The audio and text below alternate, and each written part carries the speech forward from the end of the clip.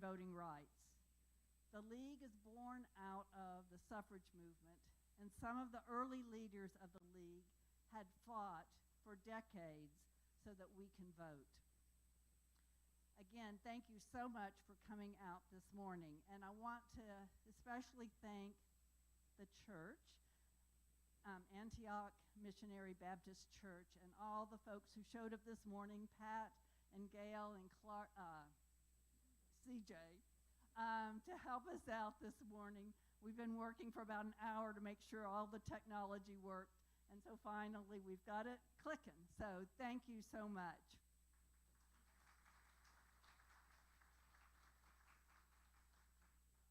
Yesterday marks 6 years since the passing of John R. Lewis. Around the country, people are participating in a weekend of action honoring our voting rights hero. People are teaching, preaching, and reaching out to one another, which is a long-standing tradition of the civil rights movement. Change begins by teaching ourselves about our shared history, our rights, and the power of civic participation. Change can happen by reaching people through meaningful outreach and trusted relationships, and preaching a message of hope, justice, and collective responsibility that inspires action. Before we get started with teaching, reaching, and preaching, let's cover a few ground rules, or a few housekeeping rules, I should say. So everyone should have received a folder that has some information in it. One of the things that has in it is 2 blank cards. And so during our program today, if you have questions that you want to ask the presenters, please write them out, and we'll pick them up throughout the process, throughout the program, and we'll have a period for Q&A a little later. Also in that folder is the run of show, so there'll be one break at 10:45, and the rest is laid out there. Bathrooms are to the right and left of me. There's a few down this hall that accommodate a few people, and then through the cafeteria there are bathrooms that accommodate one person each. We have a very full agenda, and if any time today you need to get up during the presentations, please feel free to do that. You can move around. We are streaming, and audio is in the cafeteria, so if you want to spread out a little bit, you can go in there as well. In the acknowledgement of John Lewis's autobiography entitled Walking with the Wind, he writes, "I am forever indebted to the wonderful, powerful, magnificent spirit of history.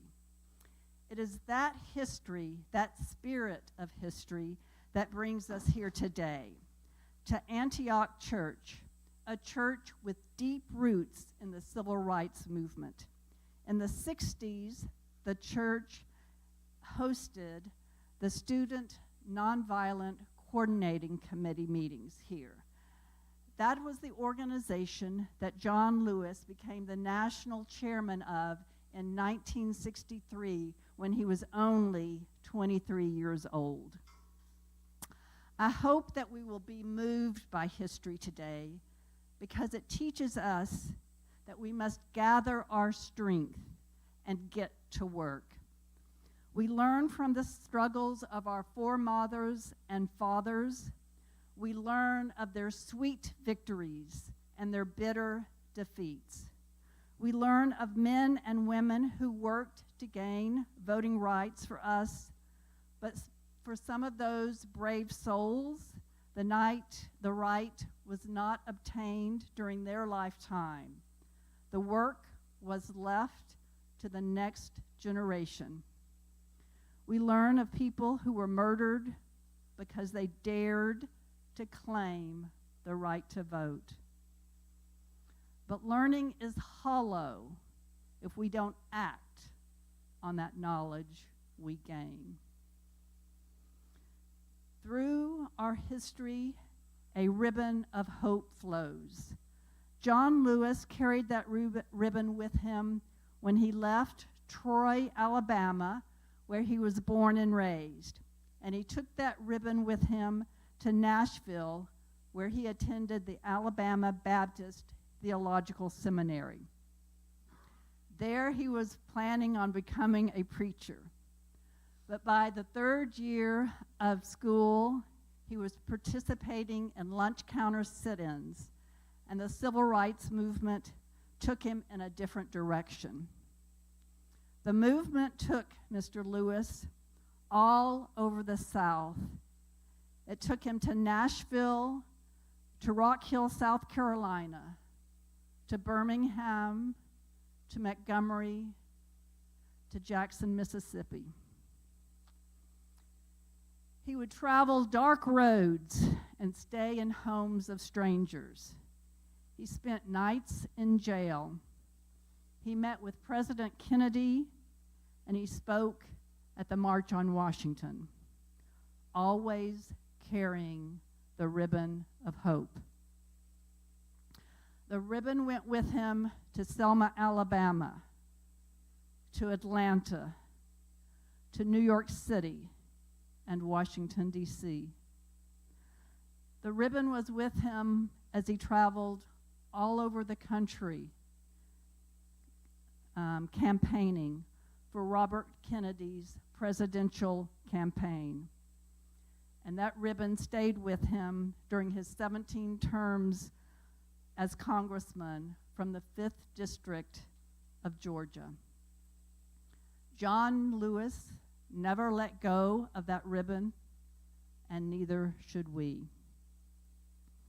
As I mentioned, the spirit of history brought us here to Antioch today, and now I want to invite Reverend Kemp and Mrs. Kemp to come up and give a warm welcome to everyone. Please join me.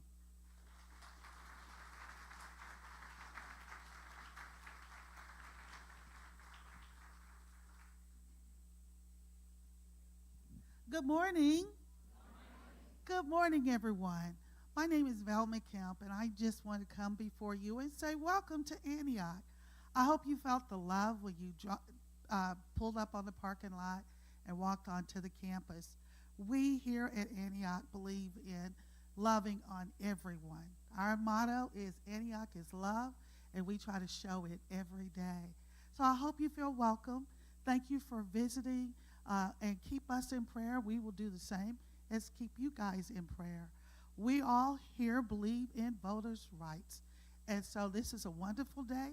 We support and encourage all our members and our community to always be involved.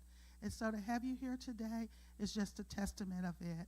So again, welcome to Antioch, and we pray and hope that your stay with us is a great one. And don't hesitate to come back anytime. We're always here. And we would love to have you anytime. So welcome to Antioch. All right. Good morning, everybody.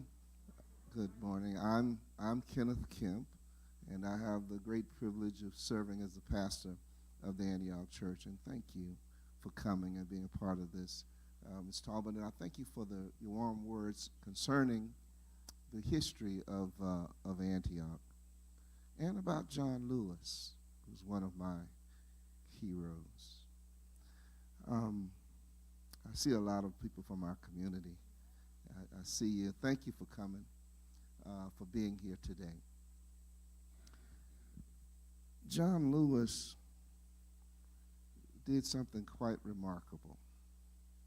He put his body on the line, literally. Many of you probably have read about or remember Bloody Sunday, when he was literally beaten because he was trying to help people register to vote.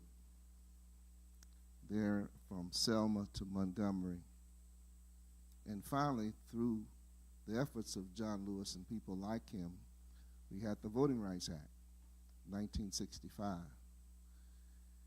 And it's amazing now, and I know we're nonpartisan. I'm going to be nonpartisan. It's amazing to me that all of that work is now threatened. That even the highest court in the land has decimated those founding principles that we found in the Voting Rights Act. Even today, just a few days ago, there was conversation about how the system of voting in the United States is questioned. Even now, people are seeking to limit access to vote. Gerrymandering throughout the United States, and limiting people's ability to be represented in this government. Last time I heard, one of the founding issues that created the Declaration of Independence, and I'm going to shut up in a minute, was that there should not be taxation without representation. So how do we come to this? So many wonderful women here. How many years did this country go before women had a right to vote? How many years did black people be denied the right to vote? And so what you do today is foundational to our nation. And don't ever forget that. I got to remind people all the time, and I remind myself, that the foundation of this country is that all men are created equal. And women. God bless you. Thank you so much. Well, on a promise that we will teach, preach, and reach, there we go. Okay, so I think Nicole is going to introduce our next speaker. Thank you, Jill. Thank you very much, Pastor and Mrs. Kemp, for your warm words of welcome and reminders of what we are here for on this course of history. My name is Nicole Lehman, and I serve as a director at large on the board with the League of Women Voters of the San Antonio area. I am also involved with our Youth Voter Outreach Committee, and I would love to speak, but about all of our work, but we'll hear more about that at the end of the day. I am here to introduce Professor Jennifer Dilley, and she comes to us from the University of Texas at San Antonio, where she earned her MA in history, and just stayed on. I love that, that you got your education there and stayed on to continue educating other students. And what I want to hone in on, you can see her biography in our program, but I really am noticing the title of Distinguished Teaching Professor. I know that she is very passionate about women's suffrage and voting rights in particular. She has a wide breadth and depth of history knowledge. But in a world where research is, it is obviously very important. It's a very important background to get to an understanding. But that we find in universities that the teaching ends up getting lost a little bit. And so when I see a title of a distinguished teaching professor, that really resonates with me. And I think we're about to find out about how passionate she is on her subject area. And you will see why she is our perfect speaker for the first segment of our talk today. So, Professor Dilley, thank you for joining us.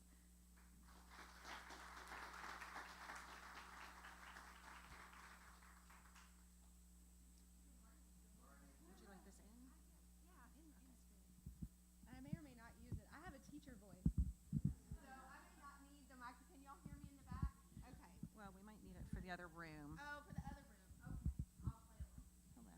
I'll play along. Hello. There we go. All right. Okay. I did make a PowerPoint because.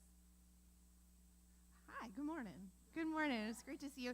Thank you so much for that introduction, and I'm so privileged to be here with all of you in this historic space. As a historian, I love walking in the footsteps of people who came before me and fought for the things that I am passionate about, teaching my students about. As she mentioned, I am a teaching professor at UTSA, so my main area, that's what I do, 80% of my time is spent in the classroom with students. And my main area of research and teaching is the women's suffrage movement. But lately I've been expanding that into the realm of the history and philosophy of democracy, and have been working with students in all levels at UT San Antonio, but now also run a program with high school students from different parts of San Antonio, and actually have 14 high school students living on campus this month in a program called Knowledge for Freedom, and we're working on understanding how important it is to do democracy. Because democracy, my catchphrase with my students is, democracy is a verb. We got to do it. We can't take it for granted. And so I'm excited to share with you a little bit of the history of why I think that's true. So Jill was so gracious to invite me here to teach, I suppose, about the history of our voting rights in this country. So I tried to narrow it down into 15 or 20 minutes. I promise I'm going to try really hard to keep it to that. We obviously could talk about it for an entire semester, which I do all of the time. So bear with me as I try and narrow this down to about 15 minutes. I do have a PowerPoint. Are we able to pull that up? Possible? Voila, there it is. Haha, magic, I love it. All right, so here we have this I voted sticker. Have you all gotten an I voted sticker lately? I do hope so. You know, even if that's what gets people to the polls. I mean, have you met people that are like, I got to go. I got to get my sticker, right? And I think it motivates students. So I want to start today by thinking about where we started. So how did the United States come to be a nation where we kind of take for granted that the vote ought to be available to everyone? But honestly, that's not how we began. We did not begin as a democracy.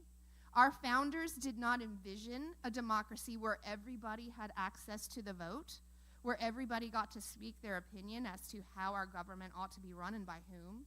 And so we have had to move toward that. It's been a slow process of change that has gotten us to a place where, again, lots of Americans take that for granted. They take that vote for granted. So I want to start kind of at the very beginning. And when I say the very beginning, I mean before Europeans were on the continent. All right, there it is.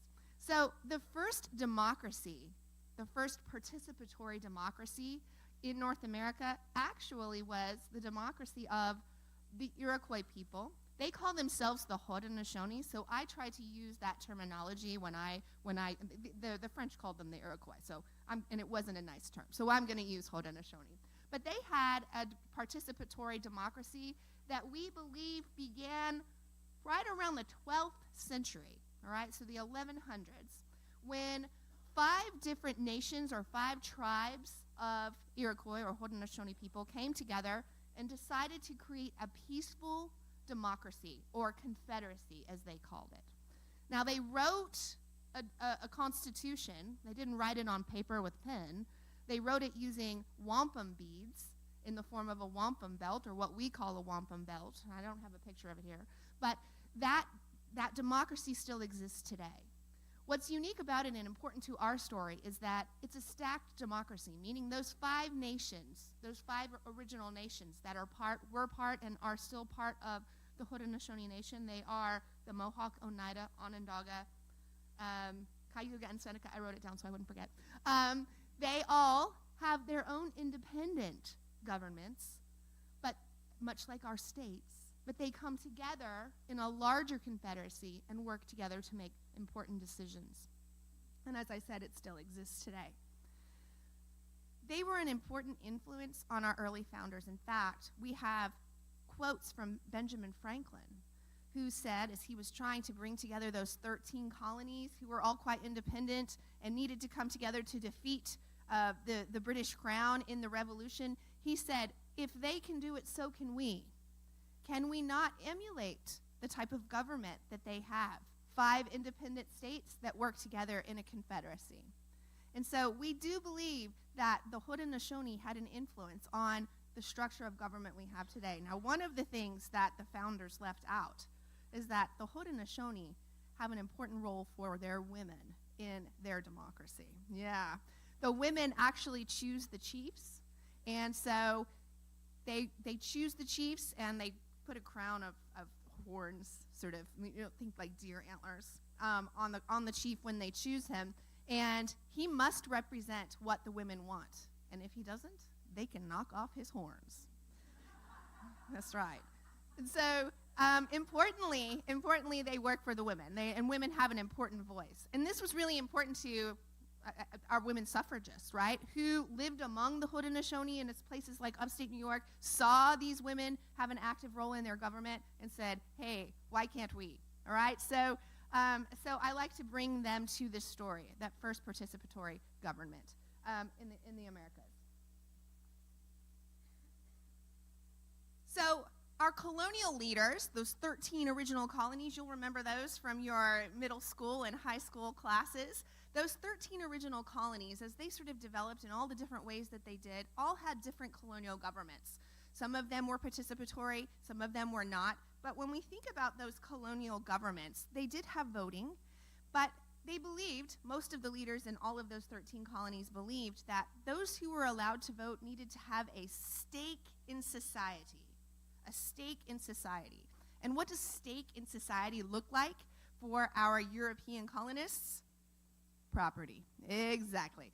Or paying a significant amount of taxes, right? And if you have property, you're likely paying taxes. So they saw the government, this participation in government, as very much connected to tax paying, right? And this is a long tradition. We can look back, a long British tradition. We can go back to the year 1215 when the aristocrats in Britain required the King John, to let go of some of his power to tax. And they said, if you're going to tax us, we have to have participation in the government. So taxation and representation were very tied for our British colonial leaders, right? So when we think about these 13 colonies, they required voters to either own a certain amount of property or pay a specific amount of tax. They also, though, impose, so again, that's a pretty exclusive group of folks, right? I mean, we're going to describe those folks as, are we comfortable with aristocrats? Yeah? Are we comfortable with, I like oligarchs? Maybe. All right? So they're rich and they're overwhelmingly white, right? And so a real specific, and they're men. Yes, thank you. Someone said men. I was just assuming you knew that, right? Yes, they were men. Okay. But of course, because in no way, shape, or form did they consider a woman as part of this. All right. Now we have a few exceptions to that rule. Women who own property in in one colony, New Hampshire, were allowed to vote. All right. But that will be taken away from them once they become states. There are exceptions. There are exceptions to, or exemptions, I should say, certain groups of people who are not allowed to vote in the colonial governments. Those are going to include Catholics and Jews. Yeah. So what are the exemptions like during the colonial era? They are all pretty much religious, right? There's an emphasis on Protestantism in most of these colonies, and so they're going to exclude those groups of people, right? But overwhelmingly, they're men, they own property, and they're white. Now fast forward, because we're going fast today. Fast forward to 1776. In 1776, our colonial leaders decide that they just can't take it anymore. The crown in Britain is taxing them, and they do not feel as though they are being represented in Parliament. No taxation without representation. If you remember anything about this, that's what it was, right? Because it's kind of cute and it rhymes. So our revolutionaries who fought against the crown are going to incite this revolution. Really, one of the reasons, there's many reasons, but one of the reasons really is voting when you think about it. They feel as though they are not represented in Congress, or in Parliament, I should say, because they are not allowed to elect a parliamentarian. I sometimes wonder if they had been allowed to, right? If Parliament had said, you know what, you're right. We should give you a parliamentarian. Would we be British today? I don't know, but it's kind of fun to think about. Anyway, voter restrictions for these early colonists, or these now leaders of these emerging states, saw voter restrictions as hypocritical to their cause, right? If we're going to create states and start to tax the people here ourselves, we need to give them representation. So following the revolution, many states are going to replace property requirements and tax paying, or relinquish those, take those away to give a more universal opportunity for those white men to vote.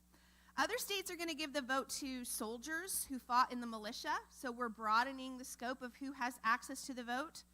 Vermont is going to be the first to totally drop all requirements for white men to vote. So universal manhood, white manhood suffrage in Vermont. By 1790, all of the states had dropped those religious requirements as well, right? So seeing that those were anathema to the purpose of the revolution. The result of all of these new standards was that 60 to 70% of white men had access to the ballot by 1790. That's a pretty significant amount when you consider that those colonial leaders really limited the number of people. So we're seeing a touch of progress. 6 of the states are also going to permit free African Americans to vote in those early iterations of the states. So what I think that's an important point, mostly because we see here the opening up of voting rights, but that doesn't mean it stays open, right? This is something that is not guaranteed, and so we'll see that play out. All right, so we have a new United States of America, but it's really not united until 1790, well after the Revolution comes to an end, when the U.S. Constitution is written by our founders, it's drafted, it's ratified, and interestingly, the Constitution is going to leave matters of who is allowed to vote largely to the states. And this is also important to our story, because when we look at the Constitution, it says the states decide who votes, the states decide how people vote, the state decides when people vote. So when we're talking about restrictions to voting after 1790, well, by the time we get to 50 states, we got 50 different circumstances that we're trying to deal with. Sometimes good, sometimes not, right? So this complicates the matter. So like I said, the Constitution makes one stipulation about voting, and that stipulation is that representatives to the U.S. House of Representatives should be elected by the voters who selected the members of the most numerous branch of your state legislature, right? So if you are allowed to vote for your state representatives, you there then are allowed to vote for your House representatives who are in Congress. But that's it. That's all that the Constitution has to say about it. It leaves open to the states to interpret and make decisions about who's allowed to vote. The House representatives are the only popularly elected federal officials until a little bit later, right? So if we talk about the senators who are representing the states, those are not elected by the population, the people in the states. The President of the United States is not popularly elected, according to the Constitution, in the early iterations of our democracy. Why is that? Well, our founders were really concerned about democracy. In fact, they didn't like it. They formulated and created for us a Republican government, right? And little r Republican, not big. I'm not getting political, I promise. All right, little r Republican, meaning that they believed that we needed a republic that was led by knowledgeable civic leaders who were virtuous. I didn't think I'd get that good of a laugh for that. But this is what yes, all of that. They believed this about themselves, and so, we all have little stories we tell. All right, so they believed in civic virtue and in an educated leadership. They were afraid that if the population of people had access to the vote across the board, it was possible that the people could run away with their passions, potentially elect someone to president who was suiting their needs and not the needs of a nation. So anyway, were they right, were they wrong? Remains to be seen, right? But this is a complicated matter, isn't it? Right? Because you and I believe that I'm assuming we all believe that everybody ought to have the right to vote, right? But maybe our forefathers were onto something. Hard to say. Let's see how we do. All right.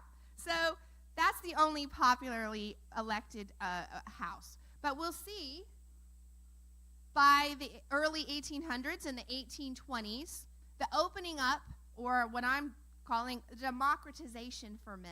Democratization for men.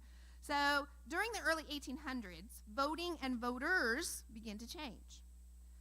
We have an economic downturn or a little depression in the year 1819. People begin losing money, they begin losing property, and therefore begin losing the vote.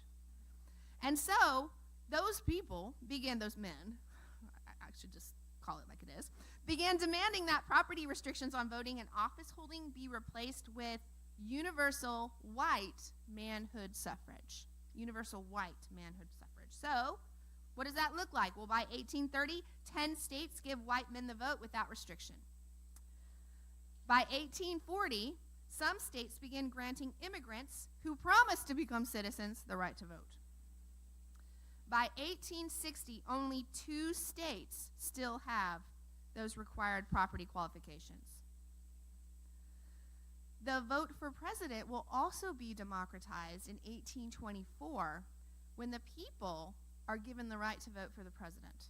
Now, in 1824, there's not a consensus of electoral college votes, and so the president will be John Quincy Adams, who is pretty elitist. All right, but by 1828, they've got this figured out, and who do they elect as president?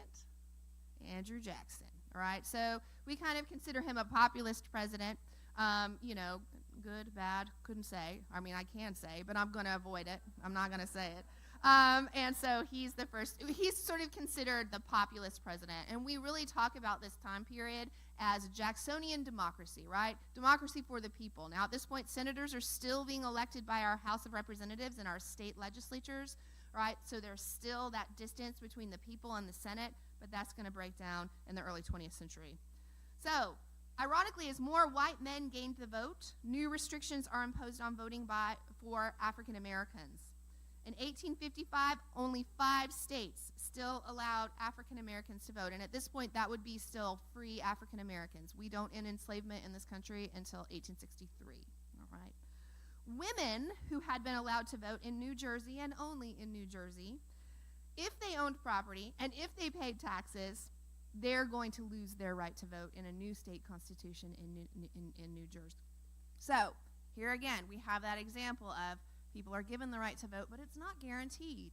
It can be taken away, and it is.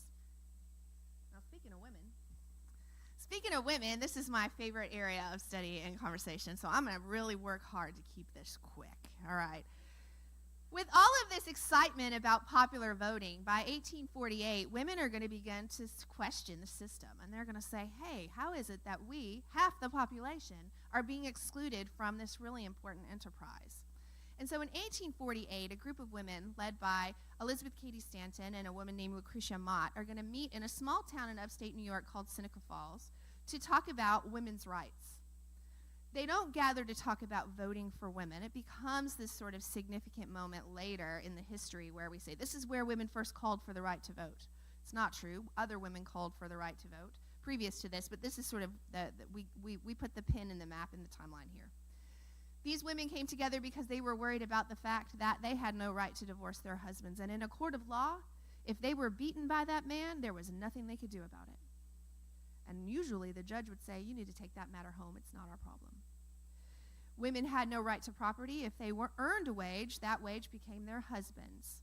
And when it came to voting, women were covered by or thought to be under their husband's vote, the assumption being that he voted for the household. All of this is problematic for women who really, as you can kind of put together, have no choices once they marry. If their husband divorces them, they have no money, no property, and will lose access to their children.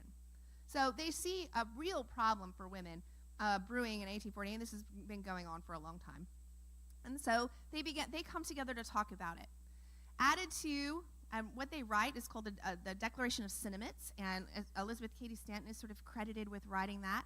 And she reads it to the crowd, and she adds on to all of her grievances. She formulates this as like the Declaration of Independence. In fact, it begins with the phrase, all men and women are created equal, right? But she adds a list of grievances, just as our founders had done when they were trying to separate from the king with the Declaration of Independence.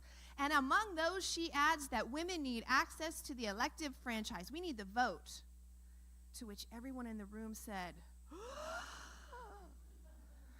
I mean, she called for women to have the right to divorce. She called for the right to women to have the right to their property and money. Nobody had a problem with any of that. But voting was the most controversial thing that she said. And many in the room said, if you leave that on that document, we won't sign it. We won't do it. Women said they wouldn't sign it. And who was the hero of the day who kept that particular item on the list? Well, Frederick Douglass. He was in the back of the room. He lived up the road in Rochester, New York, and he had come down for this convention because, boy, it sounded exciting. They were going to be talking about cool stuff, and he had his newspaper, the North Star. He thought he'd write about it. Well, he stood up in the back of the room, and there was this debate about whether to include voting into the Seneca Falls Declaration of Sentiments, and Frederick Douglass said, if you don't include voting, none of the other things will come to you. Not one of them. And so it was left. Some of the people didn't sign, right? But forevermore, the Declaration of Sentiments and the Seneca Falls Convention become that moment that we pinpoint in history where women began their call for the vote. And it'll take another 72 years from that moment for an amendment to be passed. All right, I know I got to hurry up. All right. So the Civil War is going to be a sort of hiccup in the middle of women calling for the right to vote. And the Civil War will affect our voter rolls in a variety of ways. Notably, a Reconstruction Act in 1867 will call on the formerly Confederate states to ratify new states' constitutions that would be approved by both black and white men. We now, in 1867, have a new population of freedmen who we hope are going to have access to the vote. And Congress, who is still being run by radical Republicans, is going to make sure that happens. Congress is going to take this a step further with the 15th Amendment, which prohibited the states from denying the vote based on race.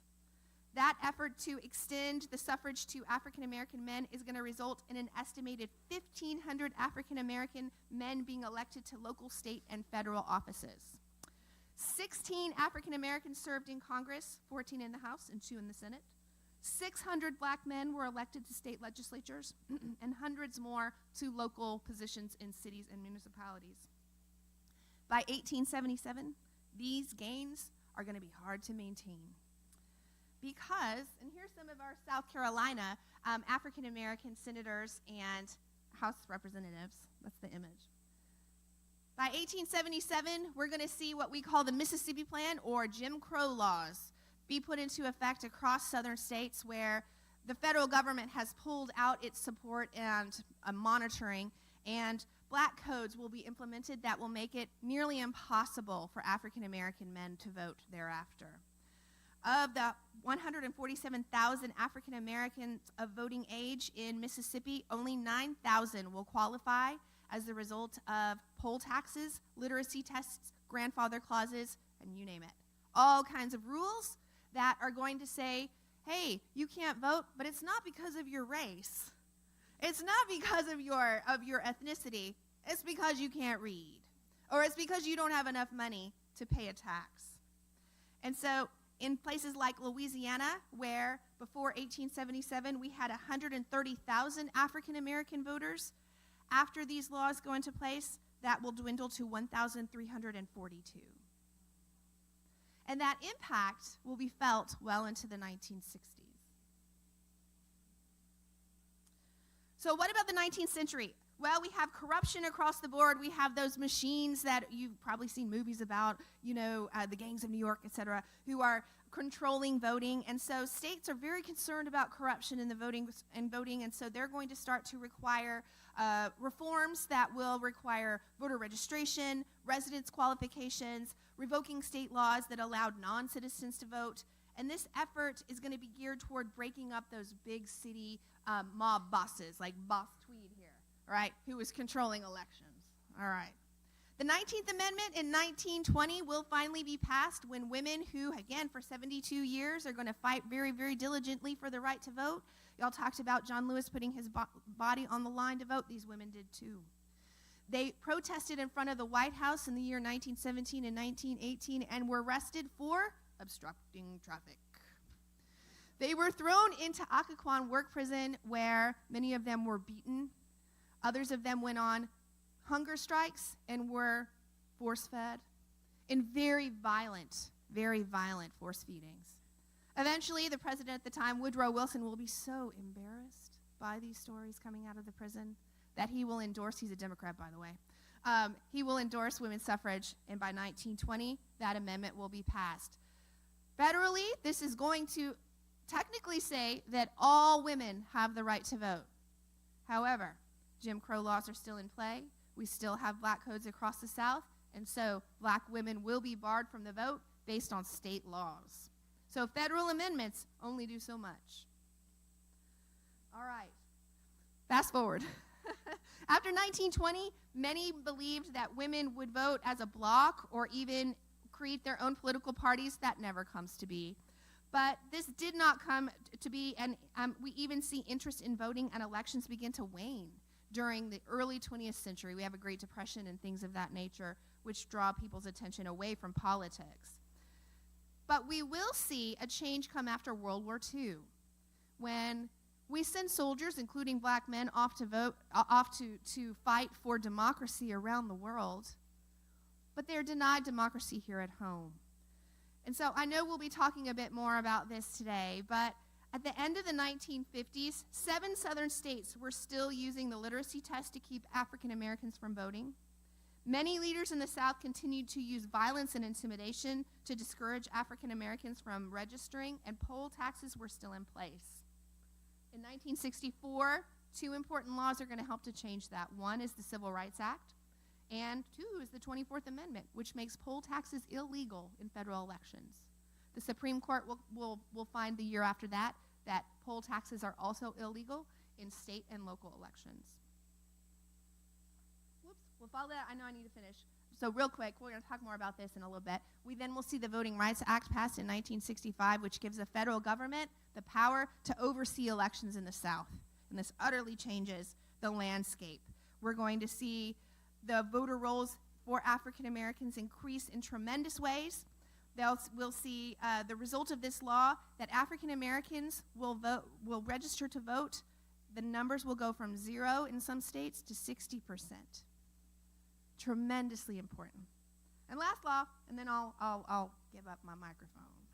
All right, in 1970, we'll see another amendment, the 26th Amendment to the Constitution, change the age requirement for voting, because, once again, young men are being sent off to war in Vietnam, are being asked to fight for their country and for democracy, and yet don't have access to the vote. And so by 1970, we're going to see the age of voters change from 21 in many states to 18 to allow those who are being sent to war the opportunity to vote for their representatives. So anyway, last thought. What we see here in this quick history is that thread of rights can be given, but they can also be taken away. So when we take for granted our life, liberty, and pursuit of happiness, right, that's when trouble begins. But good trouble can happen. All right, so thank y'all.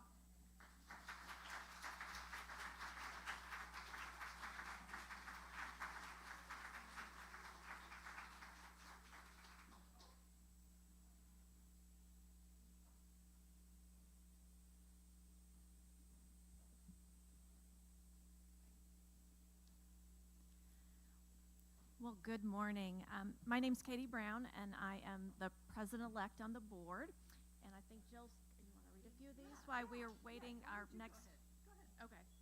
So, want to thank everybody for participating in the community conversations, and we grabbed a few of the things that people wrote down about when they were reflecting on John Lewis and why he's so important to them. And here's a couple that got pulled, and they're really great. He taught us to be brave and to not be afraid.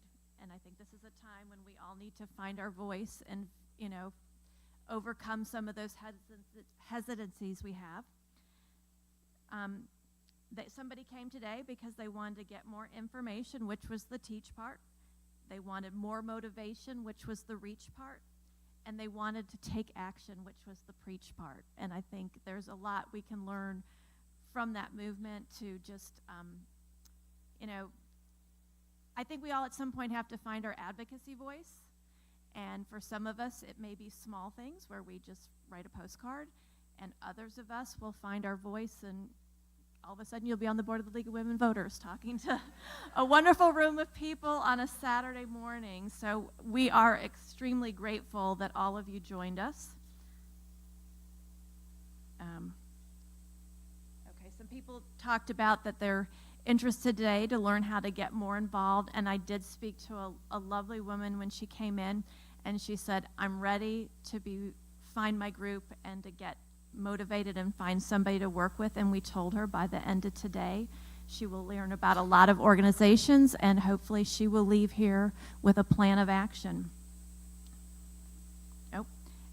This one I think is also very important. Somebody put down that they were hoping today to kind of build community, and that is really what we're doing. We are building a community, and I'm going to go a little off tangent here. I read a book recently, and it wasn't about voting, but it was the idea that if I talk to 3 people and they talk to 3 people, how quickly those conversations can expand. And now I get to be up here to talk about the real reason I'm here. It is my absolute privilege to introduce Mr. Charles Williams. Mr. Williams is a fixture in the East Side business community. He owned a barber shop, a barber college, along with several other businesses, most notably the Landmark Coffee Shop. Another important aspect of his business legacy is the mentoring he provided to future business owners. Mr. Williams was a leading figure in the civil rights movement here in San Antonio, and we are so grateful he could join us today to give us his reflections on what was happening locally. And I have to say thank you personally to him, because we've had several phone calls that have been, every time I talk to him, I'm like ready to go. And he has such a great perspective on life, and I know you're going to enjoy hearing about what was happening and his perspective on it. Thank you so much.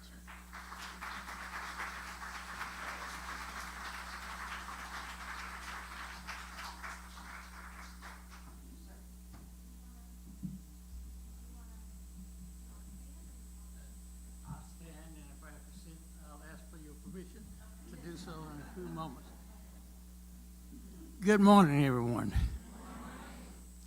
I am delighted to be here this morning and to hear history being recaptured, some that I had forgotten.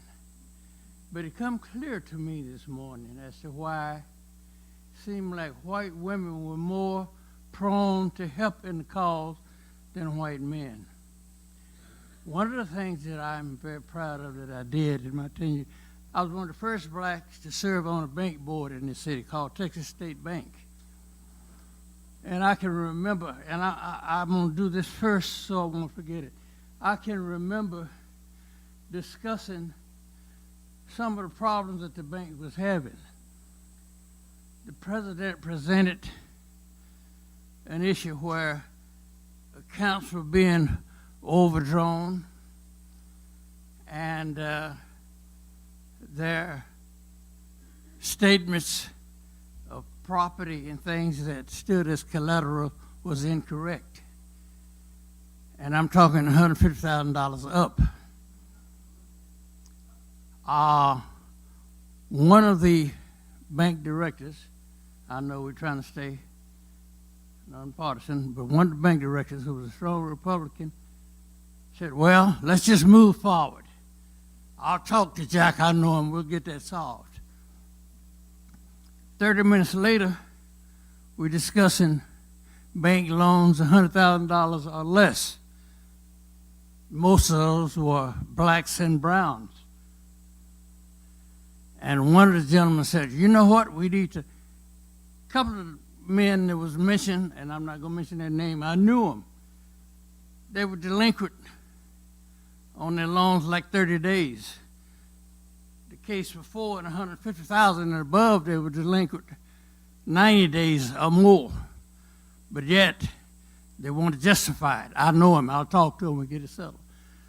So these loans under $100,000, most of them was no more than maybe 30 days delinquent, you know.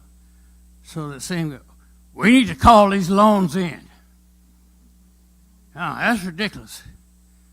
Excuse me, French, excuse me, God. I said, wait just a minute.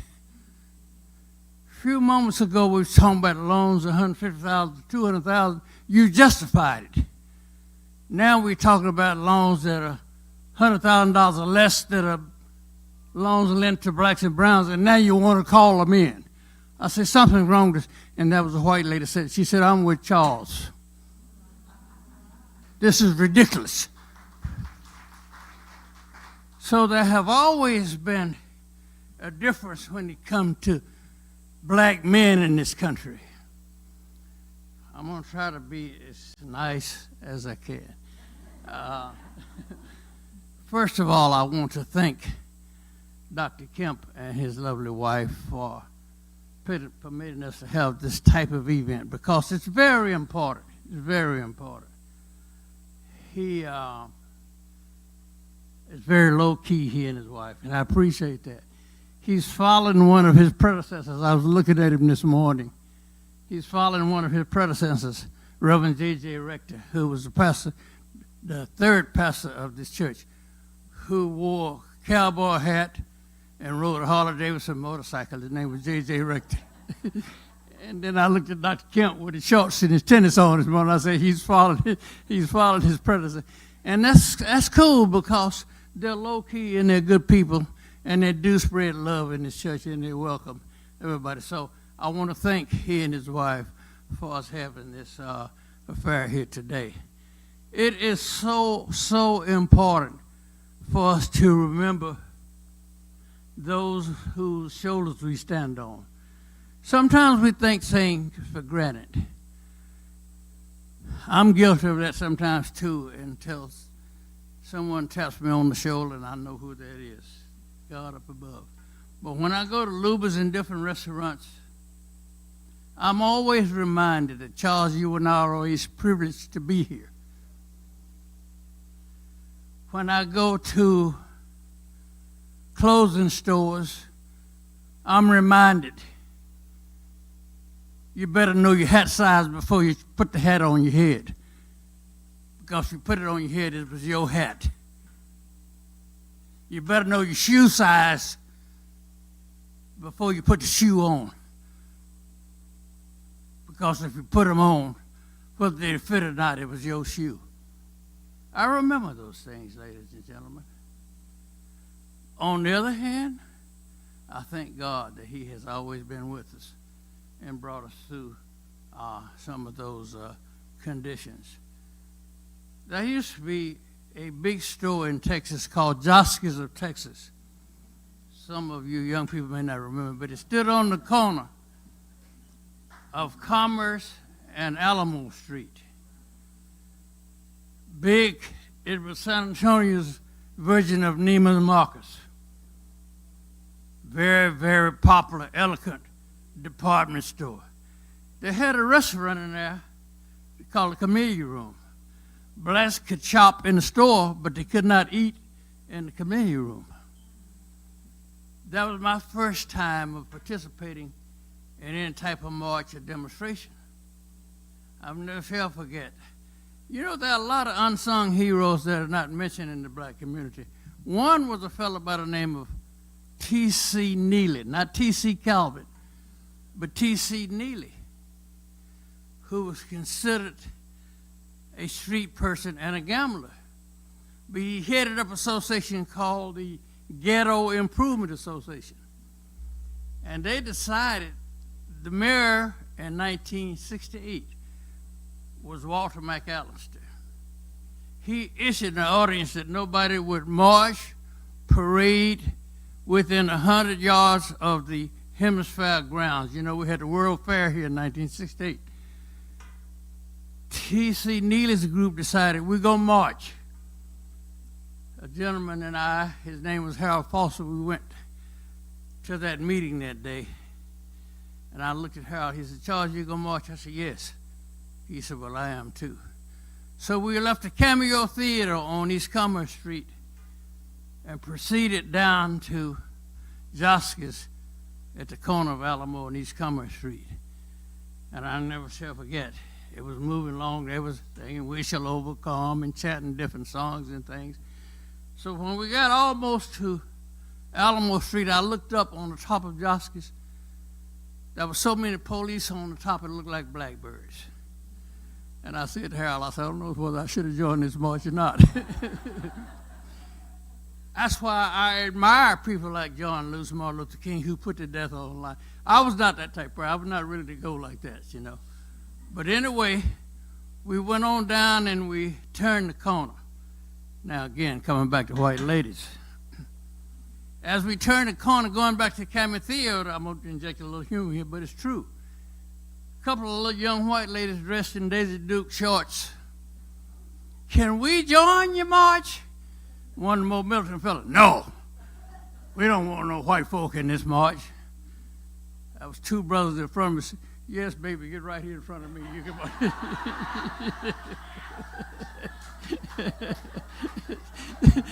You just get right here in front of me. You just march as much as you want to. So white women have always kind of come to our rescue and changed things, you know. True story. And that same department store at Joske's, Mondays was my off day. I'm a barber by trade, so Mondays was my off day. So I would go down and stand in the picket line because we were picketing Joske's because we could not eat in the community room. We could shop, but we could not eat in the community room. So Mondays was my off day. They had a situation where they would ask you who you work for, boy. And if you tell them, they would call your boss man, say, hey, look, you got to, and they use the N-word down here at this picket line, you need to call him in. So next day or so, we said, man, what happened to Henry? He said, well, his boss told him he better not come back down here in this picket line if he wants his job. So this gentleman walked up to me one Monday, thank God that he put me in a position and a profession where I didn't have to worry about being fired. So he walked up to me and he said, who you work for, boy? I said, Mr. Williams. And I ran my hand in my pocket. I said, here, take his card. He said, who are you? I said, Mr. Williams. He took my card up and threw it down on the ground. But I was proud and I felt blessed to have been in the position to do that. I've been blessed a lot in my young life. I've been in business all of my adult life. Let me just do something here. I'm going to deviate just a little bit. Talking about modern technology and how far we've progressed. I'm going to ask my phone a question. Who is Charles Williams, the East Side businessman of San Antonio? Charles E. Williams Sr. is a historic East Side San Antonio entrepreneur, barber, and civil rights advocate known locally as the Godfather of the East Side. He founded the Williams Barber College in 1993 and became the first African American to build a commercial property on W.W. White Road, a section of which the city later named Charles Williams Place in his honor.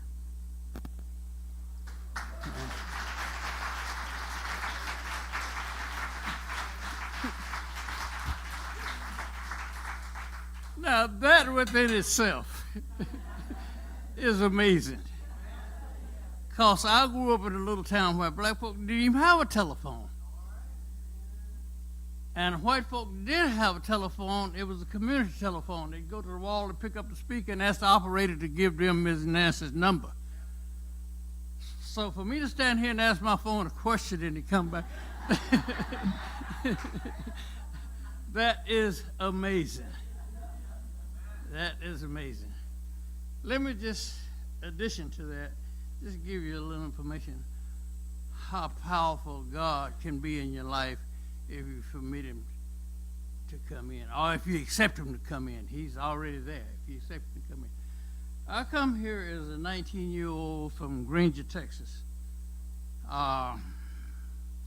Started working at a historical barber shop. It was called Taylor's Barber Shop.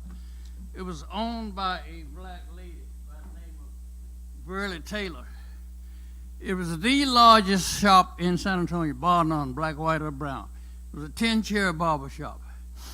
Mrs. Taylor owned Taylor's barber shop. So I started working there as a young barber. Worked there for 6 years, 9 months. I moved down the street closer to downtown and opened my first shop. And this was in 1968 during the Hemisphere era. I used to stand out in front of my shop on East Commerce Street and watch them raise the magnificent Tower of America's 5 feet a day. They would use it with rods that were shipped in from Germany. And they would raise it, and you could see it inching up 5 feet per day. And then one day, one of the rods broke. We had to wait almost a week before they could proceed with it because they had to go back to Germany and get one of those rods. But those are the kind of things that I remember, and we could not participate because, like I said, the mayor had issued an ordinance that you could not march, demonstrate, or parade within 100 yards of the Alamo Dome. Come to find out, one of my customers by the name of Everett Jennings was an engineer, and he was on what was called critical path. So before they could install that new rod that come from Germany, guess what? They had to consult with Everett Jennings, who was a black man. You know? So we have always been innovative and creative in a part of America. We had just been denied, like, of course, like white women. So anyway, I opened up that shop, and I stayed there, I guess, for about 3 years. And then I moved to another important area called New Life Village. That was the first government housing project in San Antonio started by a church under Dr. Pierce Wilkerson, New Life Village. So I moved into New Life Village, stayed there about 3 years. My business was growing. And then God blessed me to use my idea to be the first African American to purchase property on W.W. White Road. I had gone to rent a space on W.W. White Road. I'm not a John Lewis, but I've always been kind of daring. And I don't like for you to tell me what I can't do. So I had gone to rent a space on W.W. White Road because I could see the black community moving in that direction. So I had gone to a beauty shop that had a vacant space next door. And asked the lady if it was for rent. She said yes. So how much did she said $150. I said, okay, I can handle that. So she said, well, I need at least $150. Bring the $50 to me, $150 as soon as you can. So I went on back to work, went back that evening, carried the $150, and I knocked on the door, and the gentleman and his wife was in there. And he come, he said, yeah, what you want, boy? I said, I come back to bring the $150 because your wife said that that's what I had to bring if I wanted to rent the space. Well, I think between that morning and that evening, she got to thinking. She said, well, what do you want to do with it? And I said, well, I'm going to put it in a barber shop, and I'm going to sell barber beauty supplies. So I think she got to thinking, you know, this man going to come here with all these black men around here, all these white women. So now, she said, well, she said she don't want to rent it. I said, well, sir, she told me this morning. I said, here's $150. You heard what I said. She don't want to rent it. So I left hurt and angry, and I said, shit, I don't need them. I said, I'll find me a space and I'll do my own. So I'm driving down W.W. White Road. I see this vacant lot, grass waist high, and I pulled over, took my flashlight, kicked through the weeds, and there was a sign right in the middle of it. And I called the gentleman. I said, I'm calling about your property on W.W. White Road. And he said, I don't have no property. That's how long the property had been for sale. He said, I don't have any property up there. I said, yes, sir, you do. I said, that's why I'm calling you, because you got a sign in here. He said, where is it? And I told him the location. He said, oh, yeah, that probably been for sale. So he said, well, show you how God works again. He said, if you really want to buy it now, I carried $150 to rent the space. Remember what I told you? He said, if you really want to buy it, bring me $150 on this money. Huh? Interesting. So interesting. God has always. So I carried him the $150, and of course, the rest is history. I gave that property 25 years to exist and produce. 50 years and it's still producing.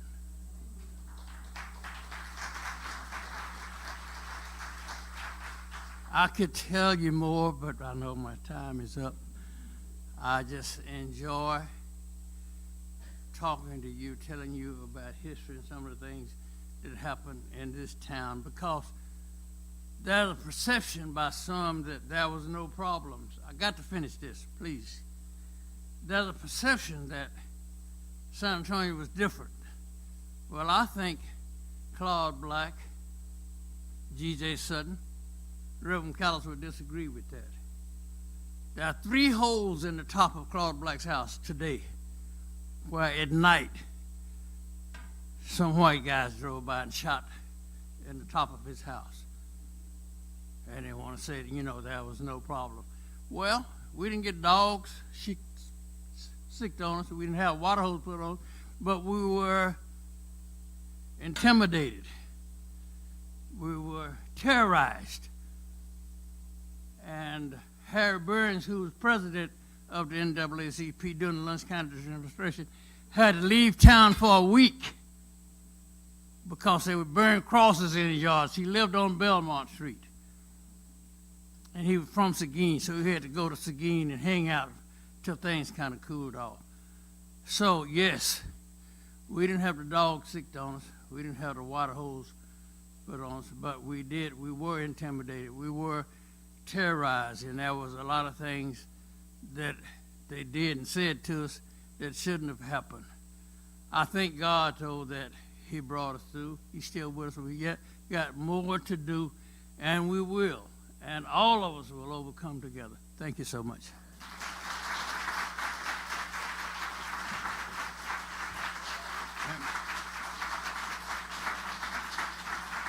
By the way,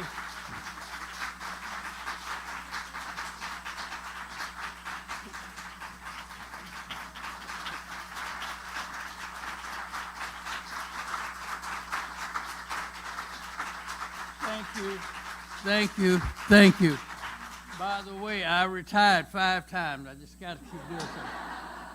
And my latest venture now that I've sold the landmark, I've sold the museum, this is what I do. I made this in my black leopard walking cane. This is the type of work that I do now. Again, thank you.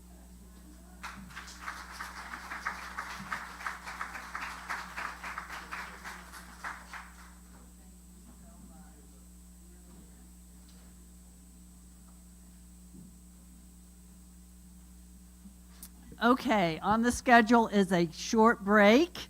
So please, we're going to cut that down a little bit because we're running a little short of time. But get up, stand up, get something to drink, use the restroom, and be back in here in 10 minutes, please. I know, that's a pipe dream. There's bathrooms down the hall this way and that way.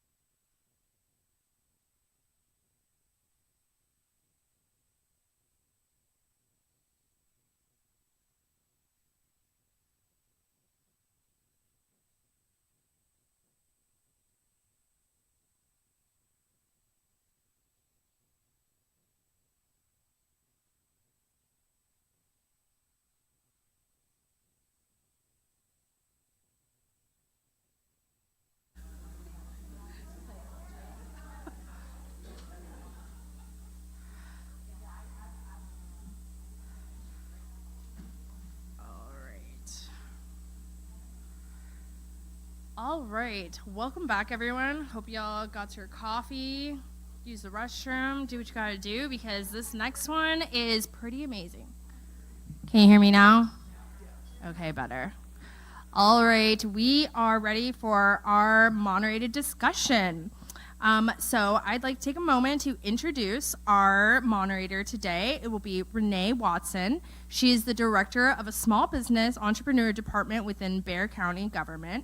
Renee oversees the county's small, minority, and women-owned business entrepreneur or enterprise program and serves as the disadvantaged business enterprise liaison and Title VI coordinator. She earned her BBA in management marketing from the University of Texas in San Antonio and her MPA in urban planning and rural economic development from Birch College, and her master's contract compliance administrator certificate from Morgan State University. Everyone give a warm welcome to Renee Watson. Do you want me to introduce all three? Yeah. Okay. If you could do that. All right. And then next we have on our panel, we have Emily French. Everyone, Emily French is the policy director over at Common Cause Texas, where she works to expand voting rights through legislative advocacy and election protection. After graduating from UT Law in 2018, she spent 5 years as a voting rights attorney at the Texas Civil Rights Project. In her spare time, Emily loves watching rom-com movies with her husband Mike and reading spooky books. Perfect in time for Halloween, right? Yes. Give a warm welcome to Emily. And last but not least, we have Taylor Trevino. Taylor is the Voting Rights Senior Advocacy Manager at Texas Civil Rights Project. She earned her BA in Interdisciplinary Art and Design Studies with a minor in Spanish from the University of North Texas. So everyone give a warm welcome to Taylor. And I will pass it off to Renee. Thank you, and I'll take it this time. So I don't know if I should say good evening, good afternoon, welcome, but I want to say I'm just glad you're here. Because this holy ground, because you are at Antioch Missionary Baptist Church, was where probably I got my start being a community organizer. How many of you remember Governor Ann Richards? I figured everybody in the room was no Ann. Well, part of the civil rights movement, there was a generation of us that were 10, 12 years old back in the early 70s, mid-70s, that got to watch those like Charles Williams, who will become entrepreneurs and were marching.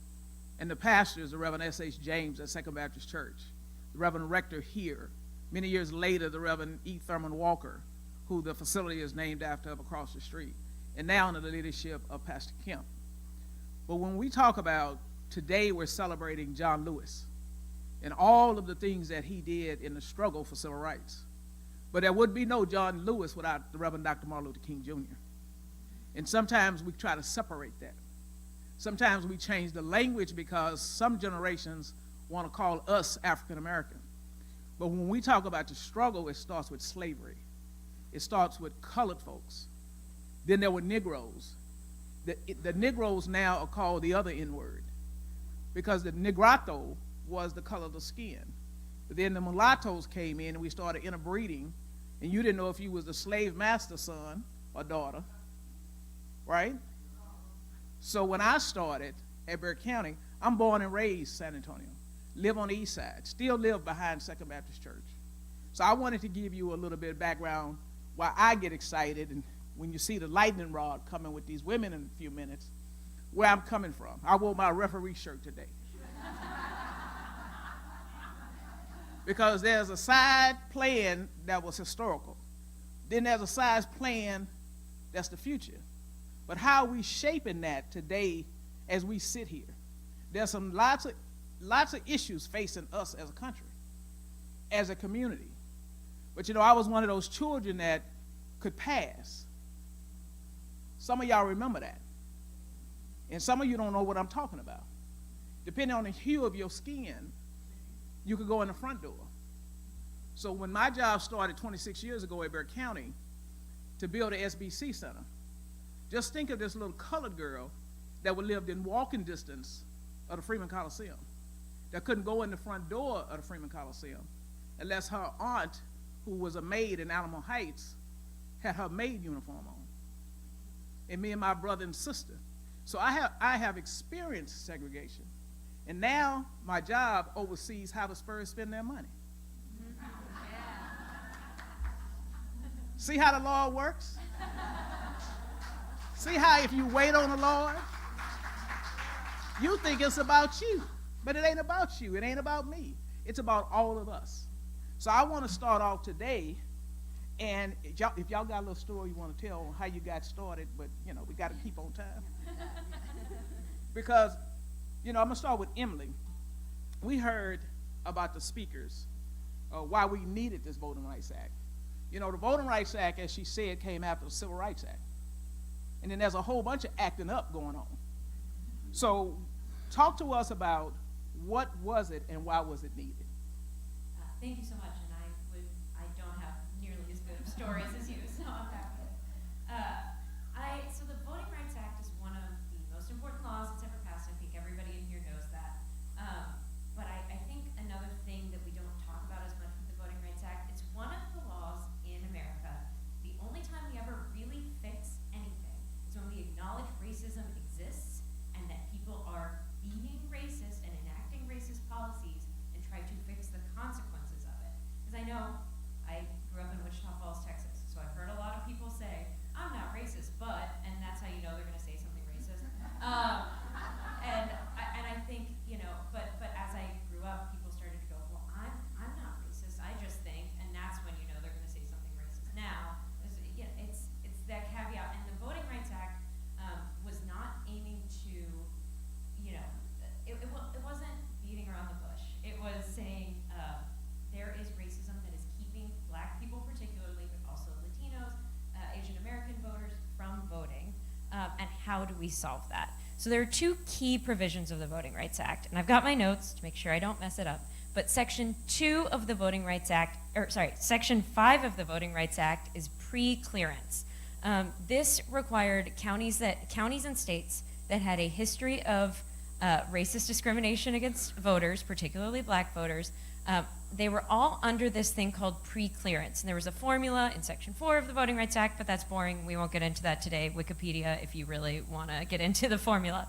But Section 5 said, if you are a state or a county that has discriminated against voters in the past, before you change anything about your election, I mean, before you print it on a different paper, you have to ask the Department of Justice in D.C. if you can do it.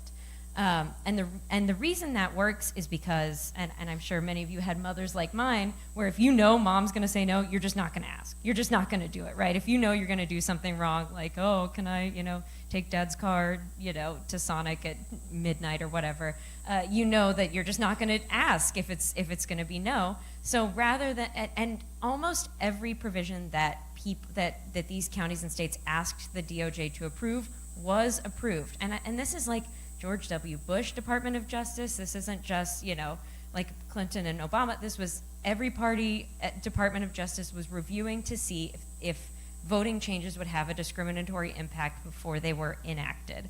And there are places that did not have that history, that did not have to ask before they changed things. And then Section 2 of the Voting Rights Act is sort of the post-clearance, where if a change had been implemented that did turn out to be discriminatory, Section 2 is where an individual voter or a group of voters could sue under the Voting Rights Act to say, this change discriminated against us and our community, it was racist, let's get that out of here and get it reformed. So those are the two biggest provisions of the Voting Rights Act. So how did that, just a follow-up, how did that impact Texas? What's the history here in Texas? Yes, huge impact in Texas. If you can believe it, all of Texas was under the pre-clearance formula. All of Texas had to ask. I know, shocking. But, it was an overnight change. By the end of 1965, especially across the South, by the end of 1965, so the Voting Rights Act enacted August 7th, 1965. By December 31st, 250,000 new black voters had been registered. It was months, instant change. By the end of 1966, only 4 southern states had fewer than 50% of their black voters registered. I mean, it was truly like a year and a half overnight change. Redistricting, a huge change right away. Candidates of color finally had an opportunity, and some redistricting terms when a district is drawn to give black voters or Latino voters or whoever, when it's drawn to give them their candidate of choice, and it actually elects a candidate that the black or Latino voters chose, we call that a performing district. Like, we built this to do it, and it did it. Performing districts shot up coalition districts where black and Latino voters could come together to elect their candidate of choice, shot up, and as a result, more and more people of color were elected to Congress. Texas had 2 Latino representatives before 1965. They had 3 new ones in the 70s, including Barbara Jordan, the amazing Barbara Jordan. And by the 2020s, we had 22 people of color representing Texas in its U.S. House of Representatives. I mean, it was a huge change. Back to some of the amazing work that had been done in the 1870s, where there was actual Reconstruction and black people were being elected nationwide, including in the South, because black people actually had their choice before Reconstruction ended. And Professor Dilley already did a great job, and I'll just get too mad if I talk about Reconstruction. And of course, John Lewis was elected to represent Georgia in 1987 and represented them until his death in 2020. Let's see. Oh yeah, and Mississippi had 6.7% of their black voters registered in 1964, and in 1969, 61.3% of black voters were registered in Mississippi. And then the pre-clearance, pre-clearance worked exactly the way it was supposed to. The Department of Justice again, like, they were so permissive. They were like, if you ask us, it's probably fine. I think there were only a handful of things that were ever turned away. But counties could also be bailed in, and states could be bailed in to the pre-clearance. So, like, let's say that some, Billings County, New York. I made that up. I don't know if it's real. I don't care about New York, sorry. But Billings County, New York, let's say they didn't have a history of discrimination, and then they got a county elections guy who was, like, terrible. And so they started to have a history, or they started to discriminate. They could be counted into the Voting Rights Act formula. That worked really well, too, to ensure that, like, and counties could be bailed out if they were able to show, look, we haven't discriminated in forever, look at us, we're so good. They could be removed from that section of the Voting Rights Act and not have to get seat belted and babysat and all that stuff. So the effect in Texas was astronomical right away. So let's bring that home to Burke County, because, being a county employee, I get to kind of talk to the different clerks and go to the museum. And I finally found a poll tax receipt for Burke County of a non-African American to somebody who got exempted. So we always talk about the side that we couldn't vote, but then there was a process that people had to go through to get exempted. And that was intimidating, because if you had friends, family, and you knew, because like you said, when folks want to be racist, they'll say, well, I know some black people. Then you say, well, submit your coupon. So that caused a lot of problems too. So sometimes we take that for granted when we have relationships, and that's why we have so much. San Antonio is one of the most segregated cities in America. You come here tomorrow, this audience won't look like this in the sanctuary, like Pat Casey over there. But those are the kind of things that we really talk about. So I'm gonna come back to you, but what Supreme Court decisions have really impacted this voting? And not the court of the day. We're not there yet. Now walk with me now. Not today's court, but some previous courts have really impacted the voting rights. Right. Previous courts, I'm not as well versed on. It's been a minute since law school. I think y'all can see my gray hair. But not only the Supreme Court, but the Congress were incredibly supportive of the Voting Rights Act up until the like 2010s. It was, I mean, the Voting Rights Act was reauthorized over and over again in 1970, 75, 82, 92, and 2000. In 2006, Congress reauthorized the Voting Rights Act for 25 years. Now, I know we can all do math and going 26, 2006, 25, hang on, shouldn't we still have a Voting Rights Act? But even before the court of today, the Supreme Court would go with the Voting Rights Act, right? We used to have a Supreme Court from time to time when Thurgood Marshall was the Chief Justice that would actually look at the decisions and go, or look at the law and say, oh, this is what the law was intended to do, we are going to do it. Rather than, say just making up their own law, which I could talk about in a second. Well, let's talk about really Shelby County. Yeah. If you want to talk about I'm ready John, to talk about Shelby County. Yeah, just for about like 3 minutes. Yes. Oh, okay. Good direction. I'll do it. I'll trust the referee. Shelby County is the worst decision. Now, there are a ton of really evil Supreme Court decisions, but Shelby County is my personal least. No, that's not true either. Sorry. I'm terrible. I'm failing at the 3 minutes. Worst decision of 2013 was Shelby County versus Holder. John Roberts looked at this pre-clearance formula and said, we don't need this. Racism is over. And I'm simplifying it, but not a lot. John Roberts said, look, we're in post-racial America. Everything is fine now. We don't need this formula that puts states and counties under the Voting Rights Act. Justice Ginsburg, in her dissent, said getting rid of the provisions of this Voting Rights Act because they are working is like throwing away your umbrella in a rainstorm because you're not getting wet, and that is exactly what it was.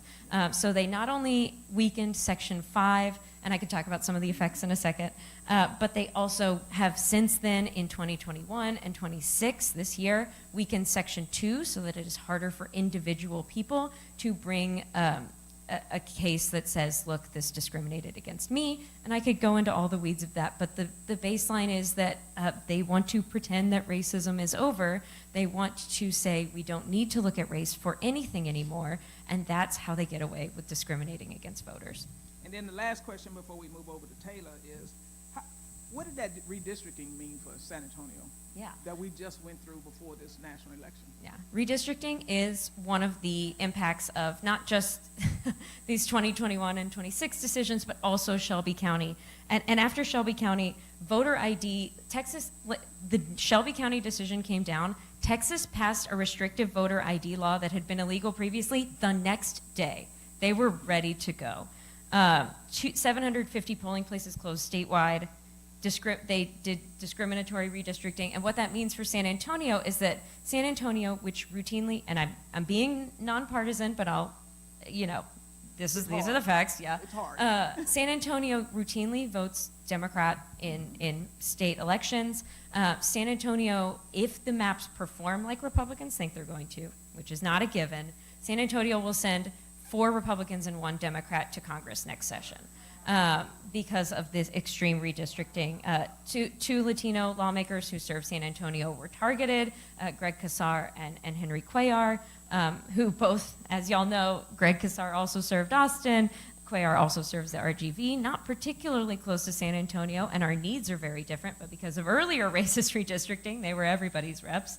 I am not convinced that the districts are going to perform the way that the gerrymander thinks they are. But I try not to make predictions because I hate being wrong, especially on camera. So, Well, thank you. And then let's move over to Taylor. In contrast to what we're talking about with the Voting Rights Act of 65, I have a hard time saying this. Let's start with the SAVE Act. Y'all, before I even say it, I could be talking about saving somebody from drowning. I could be talking about anything, right? But we all know what we're talking about here. So could you differentiate between the SAVE Act and the Save America Act? Yes, both bad pieces of legislation. So the SAVE Act was the first one that we got. It was passed last year in 2025, passed the House, didn't go anywhere in the Senate. The Save America Act was kind of an expanded version of the SAVE Act introduced this year, so this cycle of Congress, Similarly, and we'll get into this later, but passed in the House, still lingering in the Senate. They are very largely similar, and there's one main difference, which I'll get into in a second when talking about the details, but pretty much the same, just different versions of the same bad ideas.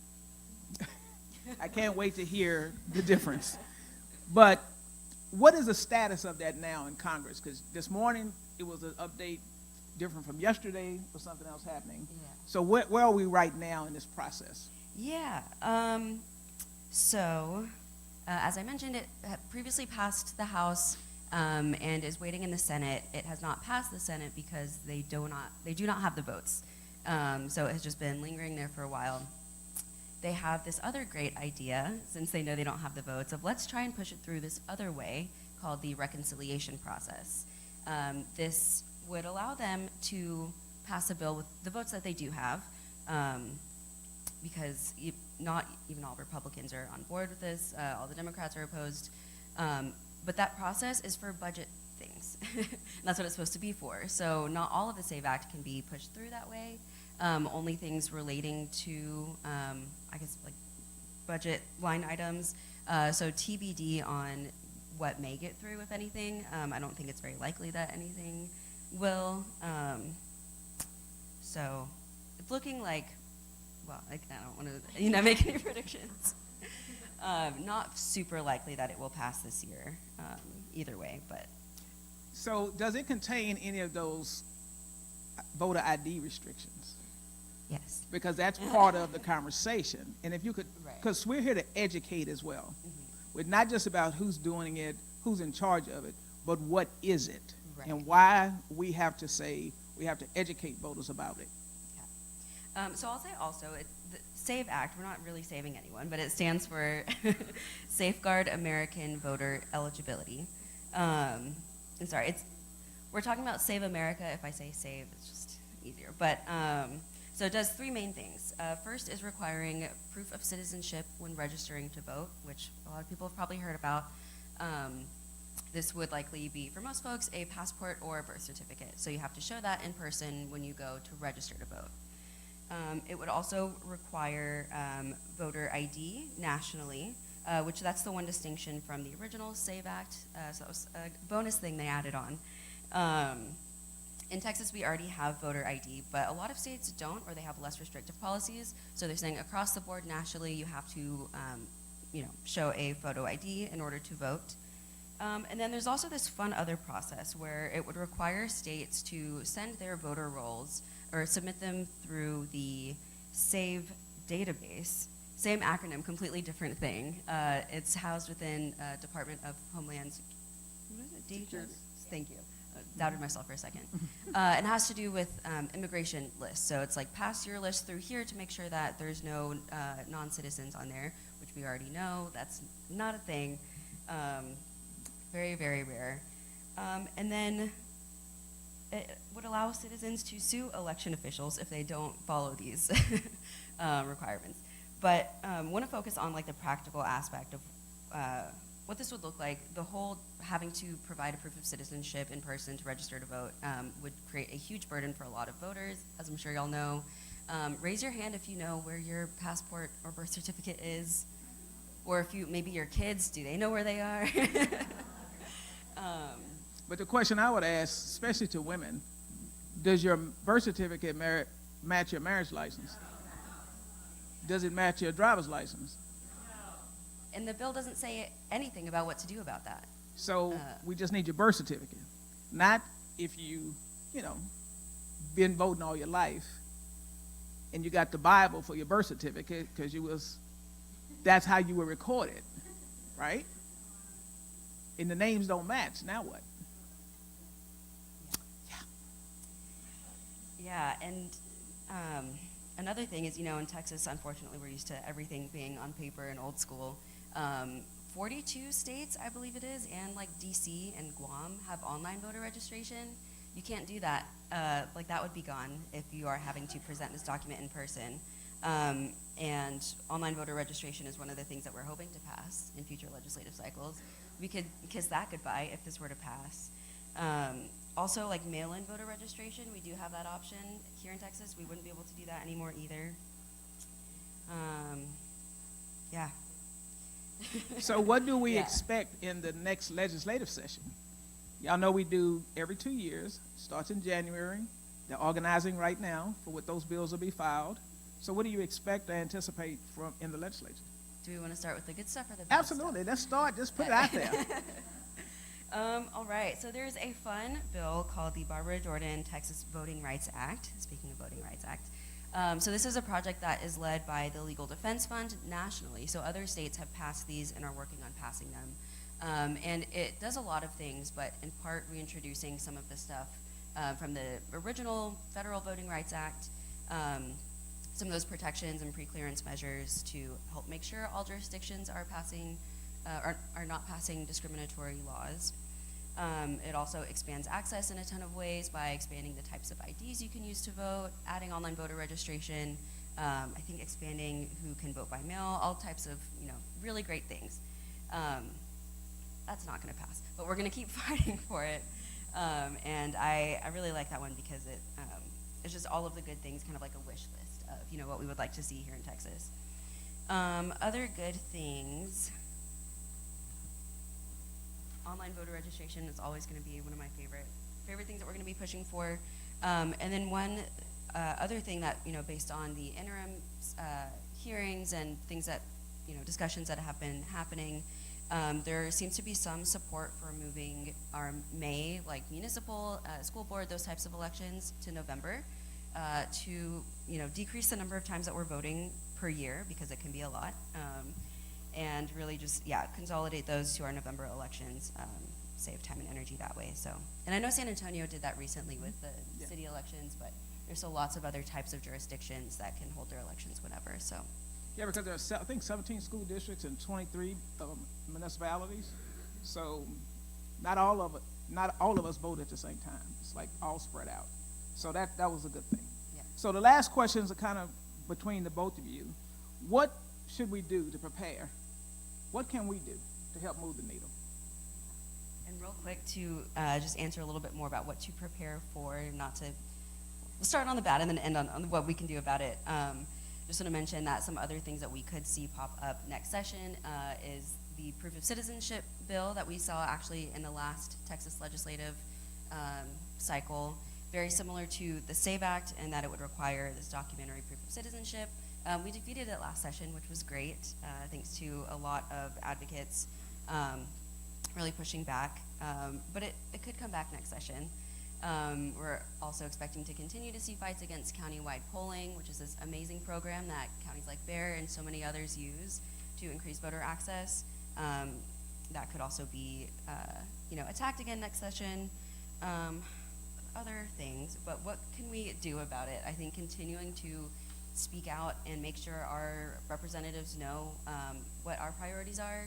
I would highly recommend following organizations like Texas Civil Rights Project, Common Cause, who are not only leading these fights, but are so eager and excited to invite you guys in with us, and we will let you know what is happening when you need to call which representative about which bill, all that kind of stuff. We make it as easy as possible for y'all to stay aware and up to date, and to email your representatives, call them, all that kind of stuff. What else? A lot of what I normally tell people to do, y'all are already doing so well. So thank you so much, San Antonio and League of Women Voters, and love the advocacy y'all do. The Texas version of the SAVE Act was, we thought, 100% going to pass in 2025. They have the numbers, they have the will, they have the mandate from Trump. They're going to pass it.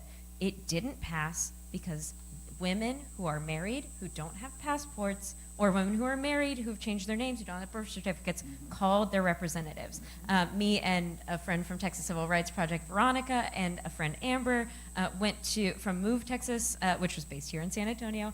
We went to offices, and all three of us are married, but only two of us had changed our names. And we were like, Amber can vote with her birth certificate. We can't vote with our birth certificate. Don't you want women to change their names when they get married, Mr. Republican guy? Sorry. But when we were talking to a Republican staffer, we thought his representative was certainly on board, he said, actually, a lot of my friends have been asking us about this. Like, a lot of calls have been making about this. when I know that people are like, call your legislators, and you're like, okay, I'll just go throw a penny in a wishing well too.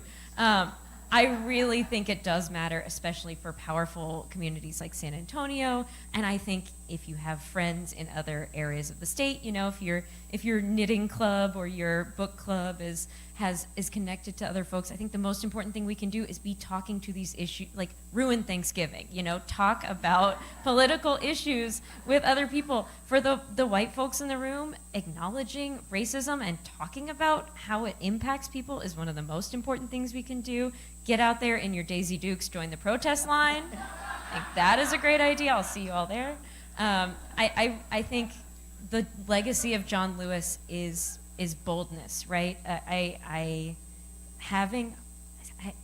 Some people are, this is an unprecedented time, yada, yada, we've heard it all before. This is not the worst time in American history by a long shot. And when I think about how depressed and helpless I feel, I am living through a time that is not worse than what John Lewis lived through. And he got out there every day and sat at counters and marched and put his life and blood and body on the line. And if he had hope, how arrogant am I to not have hope too? Good. Did anybody write a question? Did anybody write a question? If somebody can bring those up to me, I'll read those questions. But in the meantime, I would just remind you, is when you go home today, go online and check your own voter registration. Because if it's not there, you really gonna have a problem. Because if you've already been removed yourself, and we got about 5 minutes, and I'll look at a couple of these questions. And Renee, just so you know, in your package, there are cards. Every women voter has cards that have QR codes that will take you to where you can check the registration. And you need to check it today, and you need to check it every few weeks until now until election. And then also, we got a Chris card that has some wonderful artwork on it that also has QR codes on it. So, Yeah, check it today, check it the first day of every month. Just like you get ready to pay your CPS or SARS bill, check your voter registration. Check everybody in your family's voter registration. Second thing, go vote. Third thing, vote all the ballot. We have too many undervotes in our races. You know, we just had, some great work by one party, and I can't say because it's nonpartisan, but we looked at and we examined that. Go educate yourself, vote all the way down, because it's not like you had to do the little dots anymore. You get tired, you walk away. You got to go through that screen. You got to see it. Vote the whole ballot.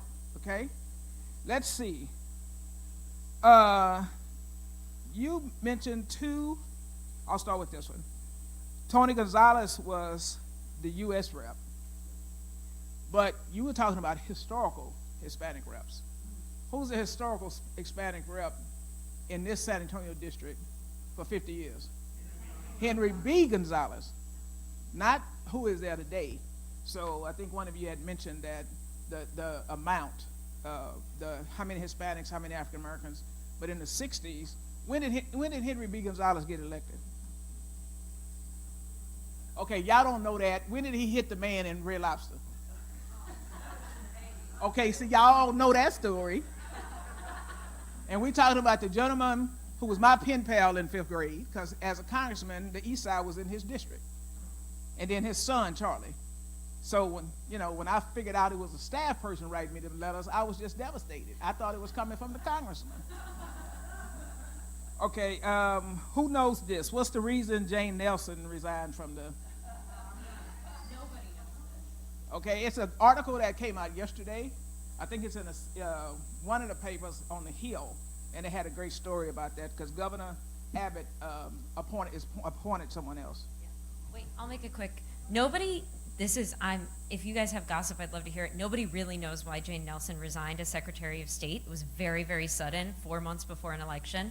Jane Nelson is not known to leave things before they're finished. She's not my favorite Secretary of State, but throwing it all into chaos 4 months before the election is sort of the Greg Abbott special.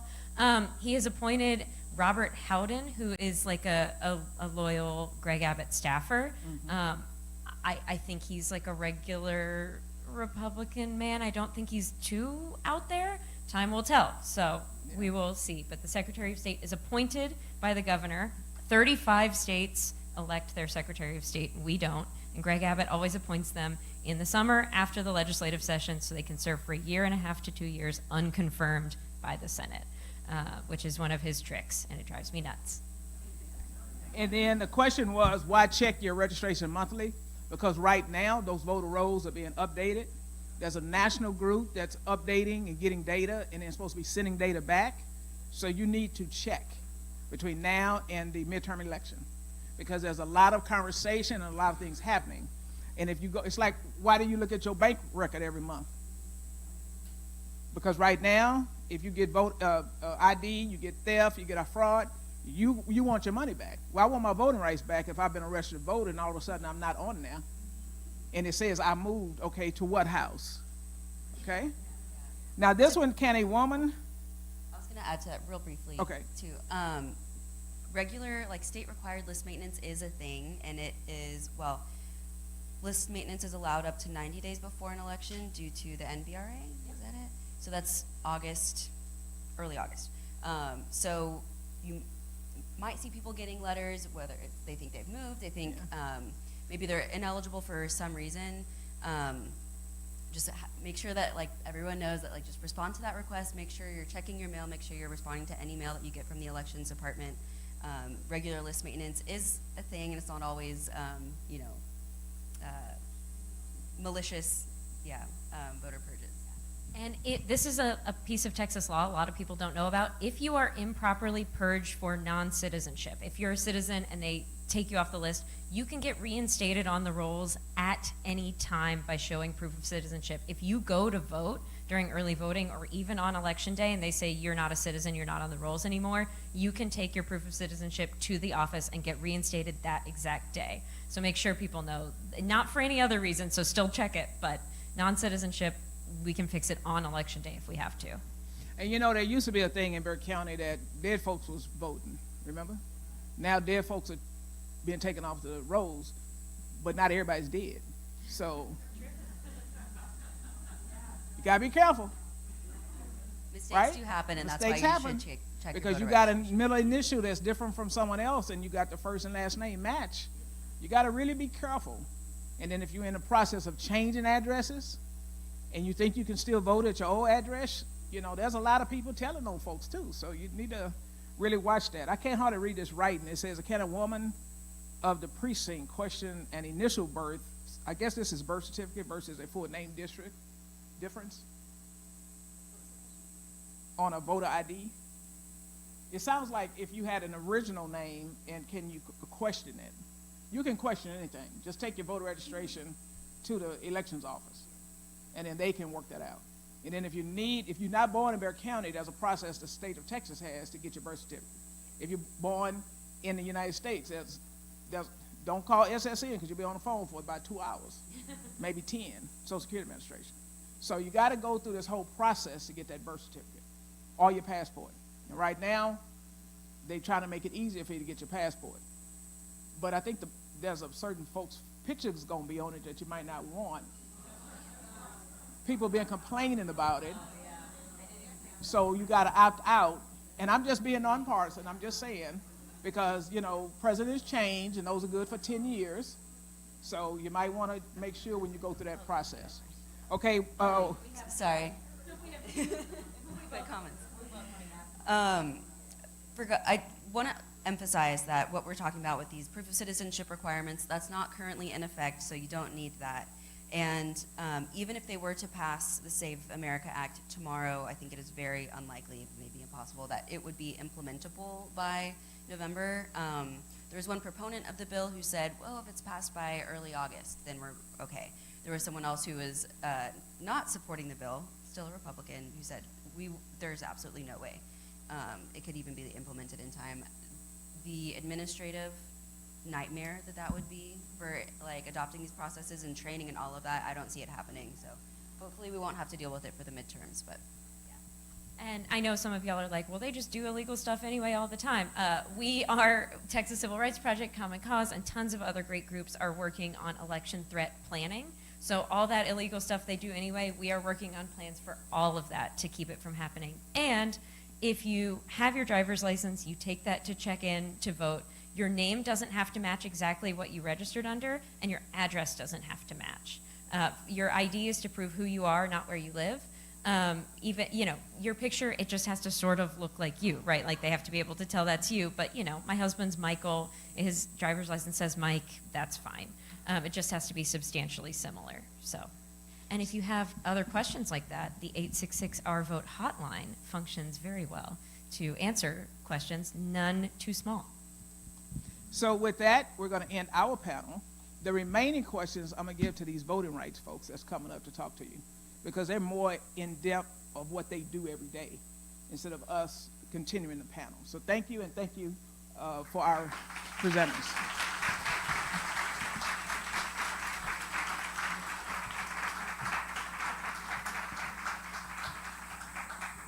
Thank you so much. You're a great referee.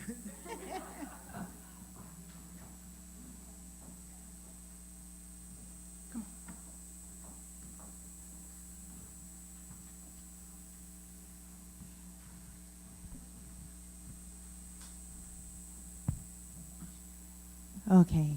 Oh, you can't hear me. Okay, that's a little close. Okay, so how are you guys feeling? We feeling good? Woo! All right, very, very good. Again, on behalf of the League, my name is Tiffany. I'm on the board, and we are so glad that you're in this room today because we're talking about some very, very important things. So, thank you. And also, I get to announce Mrs. Valerie Reifert. She was born and raised in San Antonio. She graduated from Texas State University with a BA in Mass Communications. In 2020, after the murders of George Floyd and Breonna Taylor, Valerie was drawn to the protest occurring in San Antonio. There she met other activists and began registering people to vote. Radical Registrars was soon born, and Valerie has been leading it ever since as the executive director and co-founder. Radical Registrars is a youth-led, youth-focused voter registration and education organization. Valerie is a mom and a doting aunt. In her free time, she likes to exercise, coach gymnastics, watch Bravo, and listen to podcasts. So if you could all join me in welcoming Valerie. Thank you.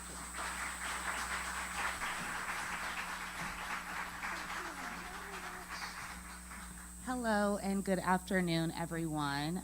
Thank you so much for that introduction, Tiffany.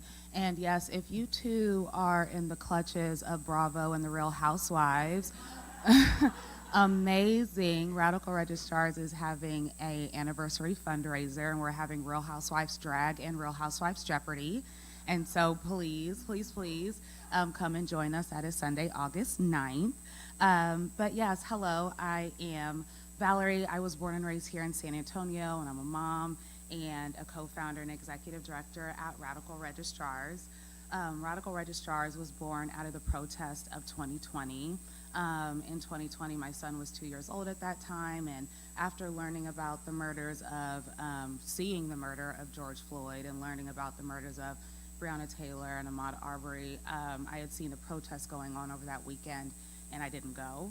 And I really, really don't like making decisions out of fear, and so I told myself that the next protest I saw, I would go to, and that happened to be on Monday, June 1st. So on Monday, June 1st, I went out to the protest and saw some folks gathered. We started marching, and at some point, a news reporter was out there and was like, "Why are y'all out here? What are y'all doing?" And everyone turned and looked at me, and I was looking back at them. And I realized, oh, I'm the only black person here. And so I ended up speaking, and we kept on going, and truly before I knew it, hundreds of people had joined us. And so I told another reporter, I was like, well, somebody should be out here getting these people registered to vote. And he told me, I think he was being serious, but he told me that I need to go to the elections office and speak with the elections administrator. And while that never happened, that lady did not speak to me. I did go on Wednesday, June 3rd, and barely passed the test to become a VDR, a volunteer deputy registrar, and I went out to the protest going on immediately after, and I saw some people doing voter registration, and I asked if I could join them. They asked if I had a marker, and then that is where Radical Registrars was born. And since then, I have dedicated my professional career to doing everything I can to radically impact my hometown of San Antonio. Radical Registrars, we are radically impacting the way our community votes, and we have never shied away from good and necessary trouble.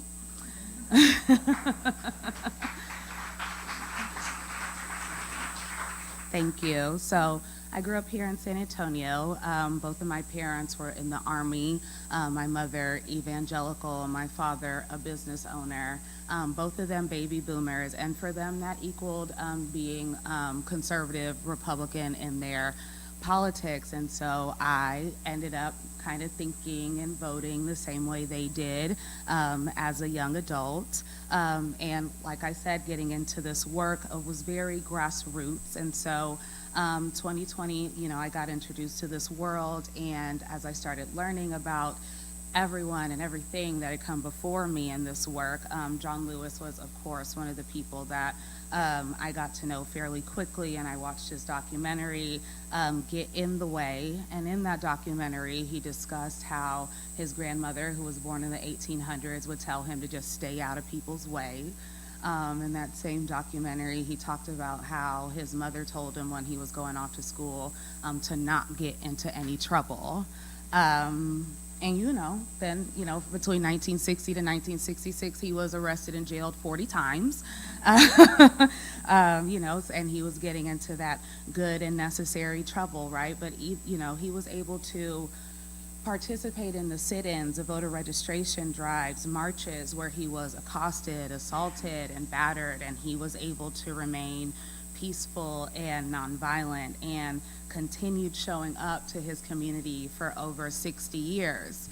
And so funny enough, my call to action is not to ask you all to top John Lewis's 60 years, and you give 70 and you give 80, and who's got a grandbaby who can do 90. I'm not going to ask you to truly dedicate yourself by growing more arms so we can be more efficient in texting. Why hasn't anybody done that yet? How dare? But what I'm going to ask you is, because I know I'm preaching to the choir here, right? Like, you all are precinct chairs, you all are VDRs, you all are volunteers, you all are voters. You already are doing the work. And so my radical call to action is, and it might get a little awkward in here, but here we go. But my radical call to action is how are we showing up to this work? Are you checking in with yourself? Like, are you, this work is hard, right? Like, this work is really hard. Being in Texas is hard. Being awake, being plugged in, it's hard. We are being attacked like by our administration, right? And then not just locally, but then also nationally, we are under attack. Wins are few and far between. At times it feels like evil is defeating good. In my work, with voter registration, that's not really being funded right now in Texas. We feel abandoned. Foundations and giving platforms are under attack, and in our state we have real problems that are being ignored, while education, health care, immigrants, and people of color are all under attack, right? And then we all have our own personal stuff, right? So we have all of these outside factors, and then we are all people with lives and all that too, right? And life be lifing sometimes. And you'll have deaths, divorce, family drama, loss, pregnancy loss, friendship loss, and that's just been my life in the last few years, right? And I am absolutely in therapy, and I feel like all of us should be in some sort of therapy. All of us have some healing and some growth to do. I know she said that Radical Registrars was youth-led. I am not a youth. I know I may look like a youth, but I am not a youth. I am knocking on 40's door, which is young. I know it is still young, but you know, it is a milestone that, you know, when you're in your 30s, you got to be like, oh, that's next. Ike, yikes. But, you know, I welcome age, right? Because that means we're still here. But I feel like everyone who is dedicated and committed to this work should be in some type of mental health therapy with a licensed credential professional. Are you getting 8 hours of sleep every night? Not a week, right? Like, are we getting 8 hours of sleep a night? Are you drinking enough water? Like, is your pee clear? Okay. Are you utilizing healthy coping mechanisms? Because all of that affects how we show up, right? Like, we want these systems to change. We want things to change, and these systems have been in place for centuries. But we've been around for decades, and are we changing? Whew, gotcha. Right, like, they want us showing up to the fight.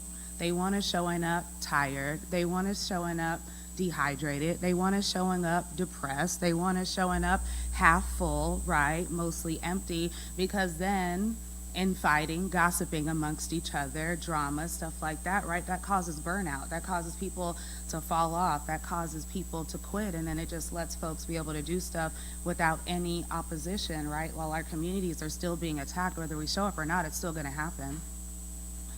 So if you've ever wondered what else you can do, I would just encourage you to pour into yourself. Do things for your light. Do things for your soul. Take a nap. Take the nap. Go to therapy.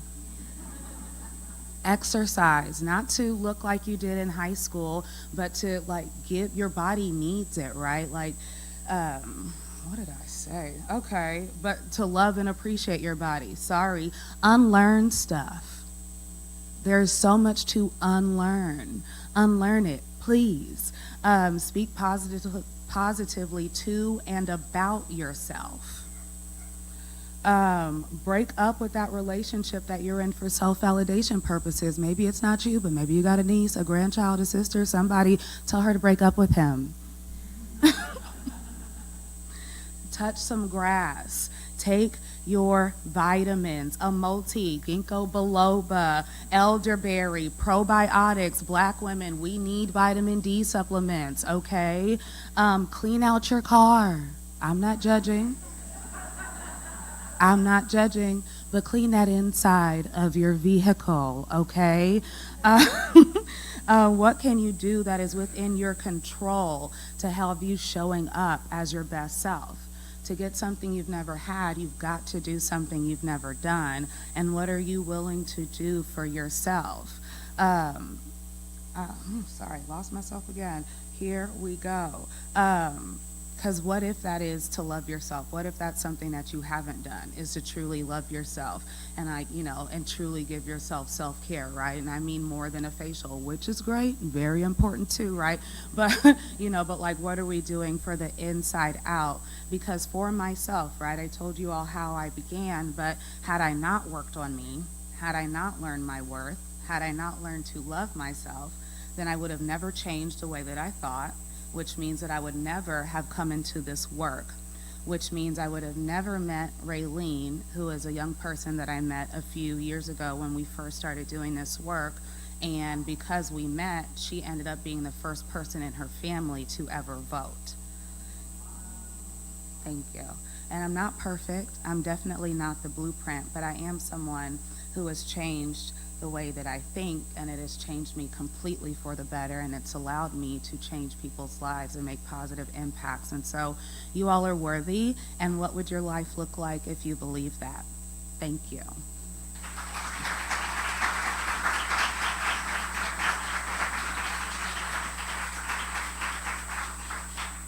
So is there a panel coming up here to answer these questions? So, okay. I love being voluntold. So this okay, so this question, what do the recent decisions, Supreme Court, on the Voting Rights Act and birthright citizenship lay the ground for what we need to be aware of?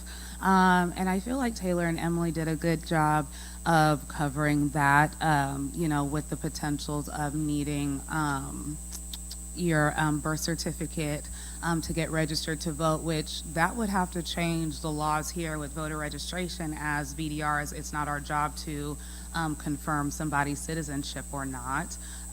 So there would have to be a few steps that are changed before that could happen. But yeah, I mean, we just gotta keep the pulse, see what's happening, because I don't know. I really don't know. And then I did get this email from Jill for this question. Are you seeing an unusual list verification activities? In Williamson County, folks were getting notified saying that they're being canceled for being a felon and trying to vote, I guess, without having any criminal record. Here in Texas, people with felonies on their record can vote, and for nearly 30 years, people have been able to vote with a felony on their record without a waiting period. So what's going on in Williamson County is just a distraction, and it's to, you know, try to get vulnerable people who need to be voting, right? These are people most affected by laws who should be over here making sure their voices are heard. I think this is an intimidation tactic, so I think it's just on us, that lovely pamphlet that we all created together about your voting rights not ending at the jailhouse door. That's an incredible resource to be able to share with folks as it pertains to voting with a criminal record or with a felony, because, right, it's just a felony, it's not misdemeanors, it's just a felony that can keep you from voting until you are done with everything, off papers, no checking in, no parole, no supervision, and all of that. So I believe that that is just a tactic. We have not heard any of that going on in Bexar County, but we're definitely going to keep eyes and ears on that. And now I'm truly finished, and thank you so much for your time and having me.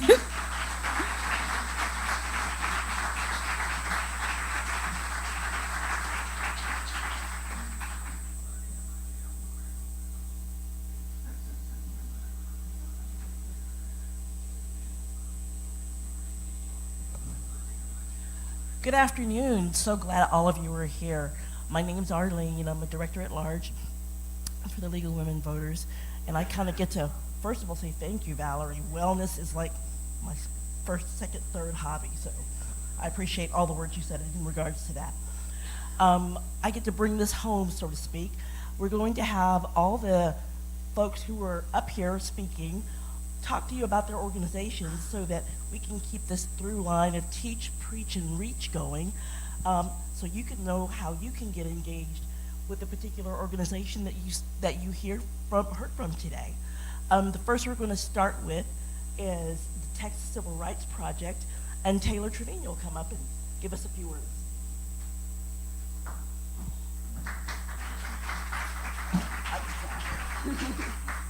Good morning. Shoes are not very stable. All right. So to briefly talk about what my organization is, Texas Civil Rights Project is a nonpartisan legal advocacy organization. We've been around since 1990, and we work in 3 issue areas. So voting rights is obviously my background, immigration, and criminal justice issues. We have amazing attorneys who file impact litigation and things like that. And we also work on local and statewide policy advocacy in those 3 issue areas. And yeah, ultimately doing everything that we can to protect Texans' civil rights across the state.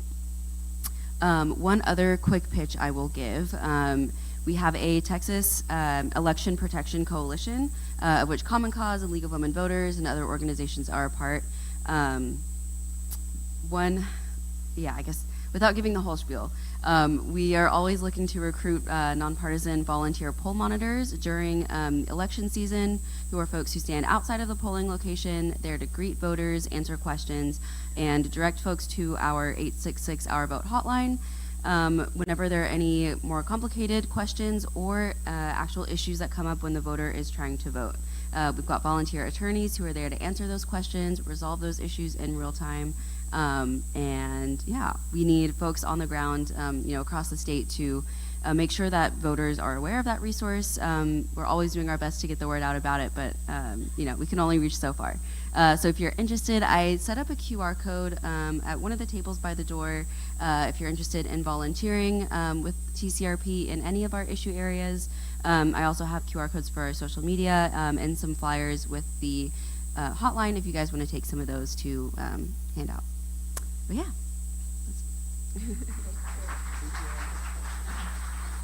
And just to ping off of what Taylor said, in your program, there are also QR codes for all the organizations that are talking today so that you can go to their websites, get more details, sign up to volunteer, or other areas of engagement that you're interested in.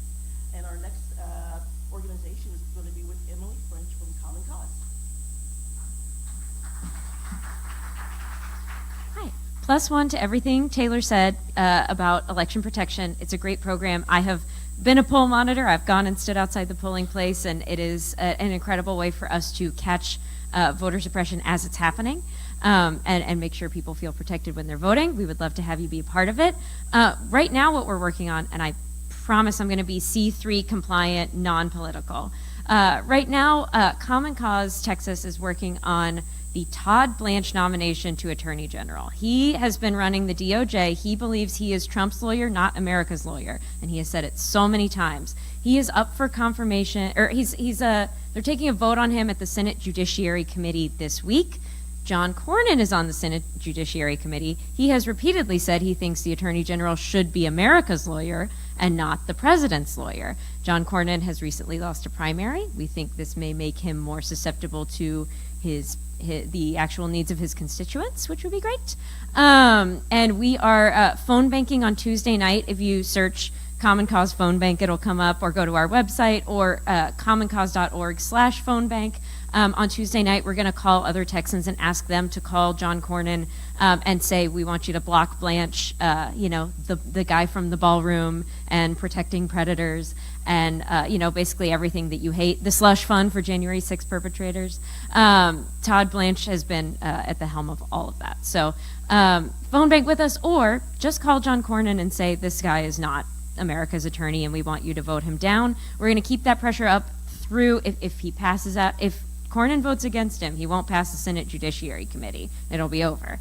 But if he votes for him, we're going to keep that pressure up and say, well, just because you voted for him once doesn't mean you have to vote for him on the Senate floor.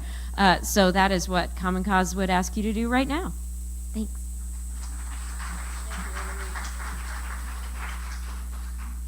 Our next speaker hasn't been up yet, so give just a little bit of an introduction about the organization. Dylan Villalon with Move Texas works to build political power amongst young people in underrepresented communities. Sorry for the tongue twister. So he will come up and talk to you about the organization and how you can engage with them.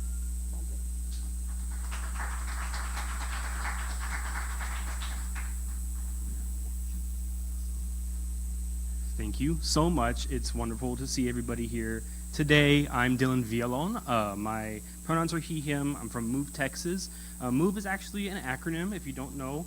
Stands for Mobilize, Organize, Vote, and Empower. And we organize young folks from across the state of Texas to do civic engagement, issue advocacy, and leadership development. My role as a programs manager is to really guide, teach, and mentor young students on college campuses and the surrounding communities across Texas.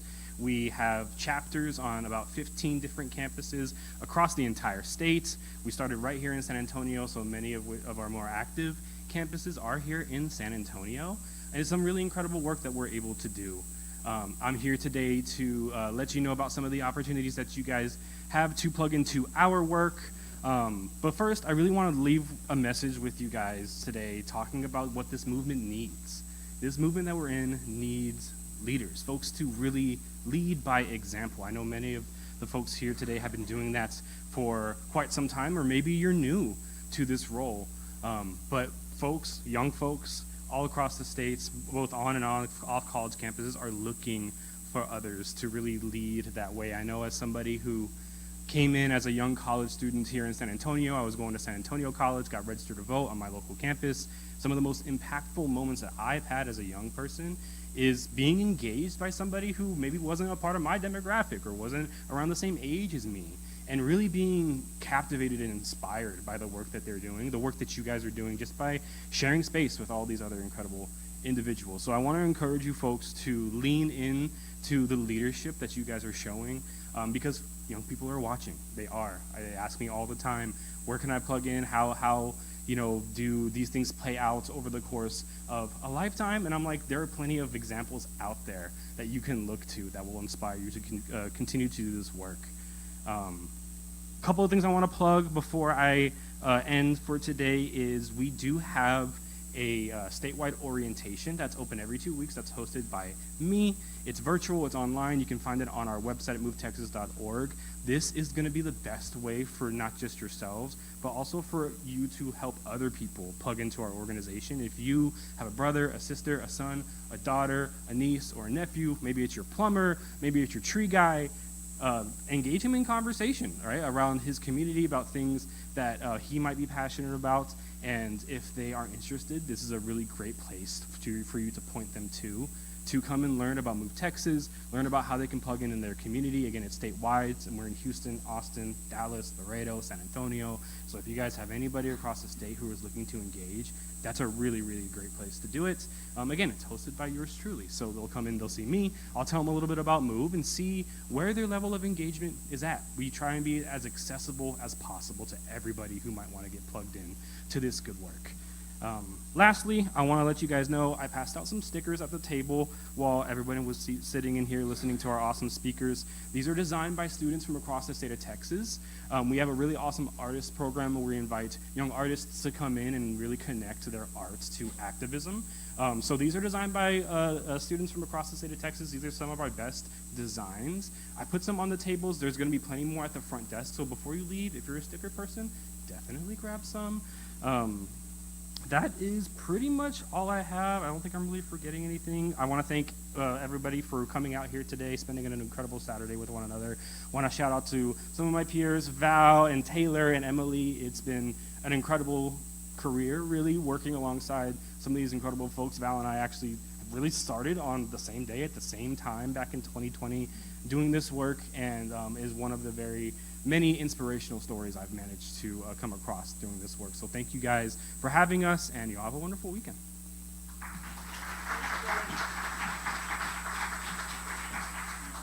Next we'll hear from Valerie Langford and Radical Registers.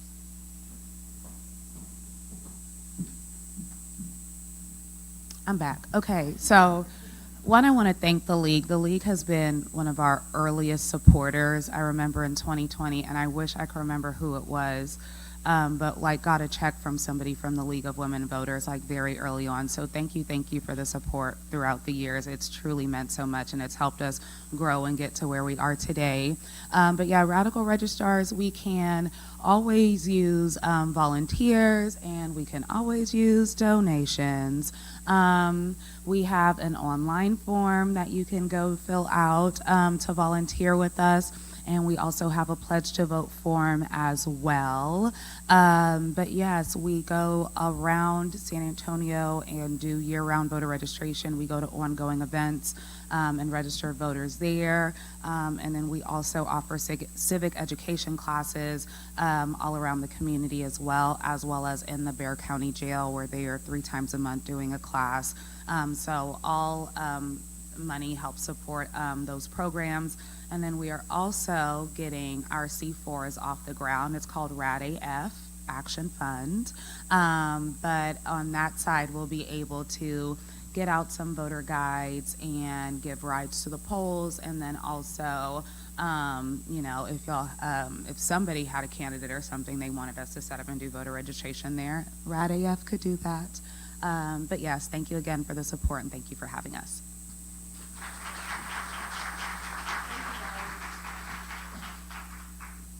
Last but not least, Aileen Lindley, who is part of the League of Women Voters, one of our hosts along with Antioch Church, and she'll tell you about the league.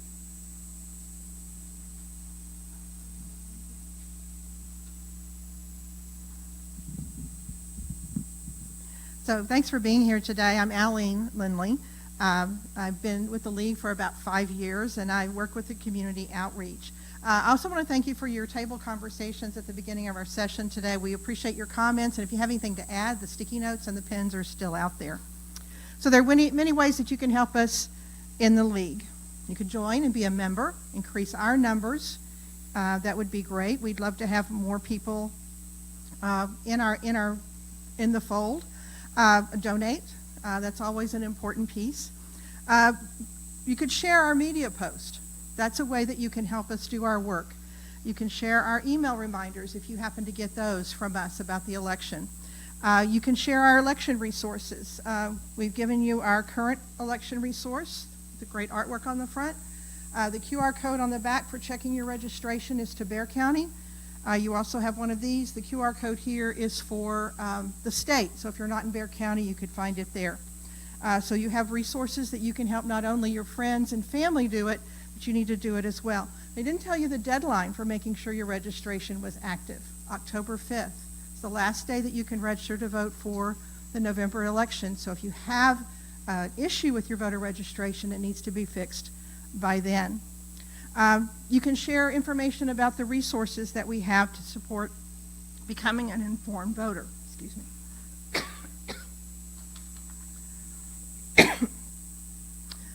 And then we have our community outreach group.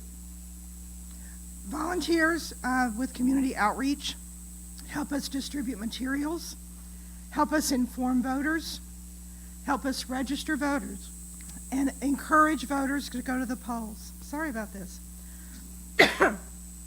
I guess I haven't talked all day. So each one of those things is critically important. They need to be registered. They need to know where to get informed. They need to know where and when to vote, and they need to actually be encouraged to go vote. So all of these things are things that we do. The last midterm election, we had over 65 events between August 1st and the election. The last presidential election, we had over 70 events in October alone. And so we anticipate having a lot this year because of the interest in this election and the importance of this election. So we want you to be a vocal advocate for voting rights, and we want you to join us in our efforts to do so in any way, any shape, form, fashion that you want to, any amount of time that you can give us, we'd appreciate. Thank you.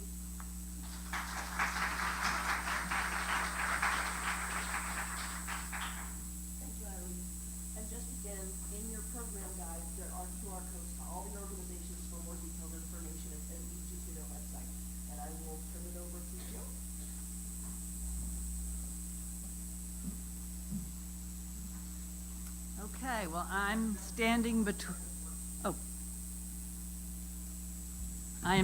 between you and lunch, so I know how important that is.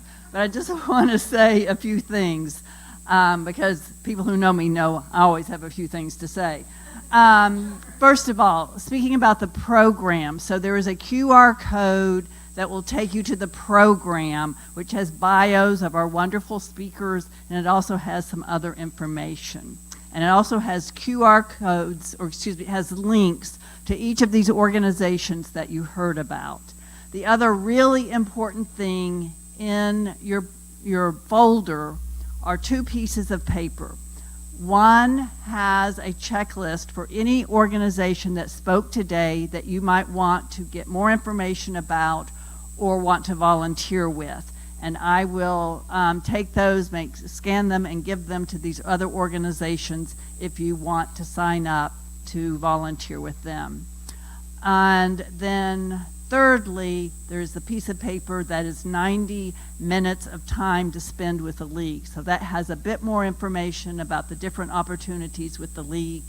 And I would really, really appreciate it if you are so inclined to do some volunteer work starting tomorrow, that you drop off those sheets in a little box that is, it's at the registration. One of the things that is important to the League is letting the National League know what we did today.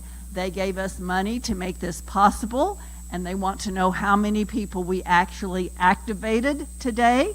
So if you think that you might want to volunteer, we would really, really appreciate you just checking off on one of those 2 sheets of paper I mentioned so that we can count you as somebody that we convinced to get out and do some work, which we need to do.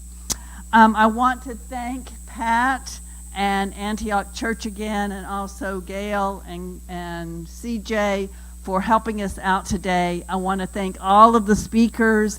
Emily and Taylor came in from Austin, so thank y'all so much. And Renee and the panel and Professor Dilly and Valerie, and I'm sure I'm missing somebody. So thank you everybody for coming and speaking. So I hope that you feel like you have been taught to, preached to, and that we have reached out to you, and that you will reach out to us as well and carry the message of hope forward, but also know that we must get to work and work through November, and then we have 2 more years of work. Our work does not end in the November. It really never will end. We will always have to stay vigilant. We are working with other human beings. We have to be vigilant, and we have to protect our rights, but just as importantly, we have to protect the rights of our neighbors. Thank you so much for coming out today.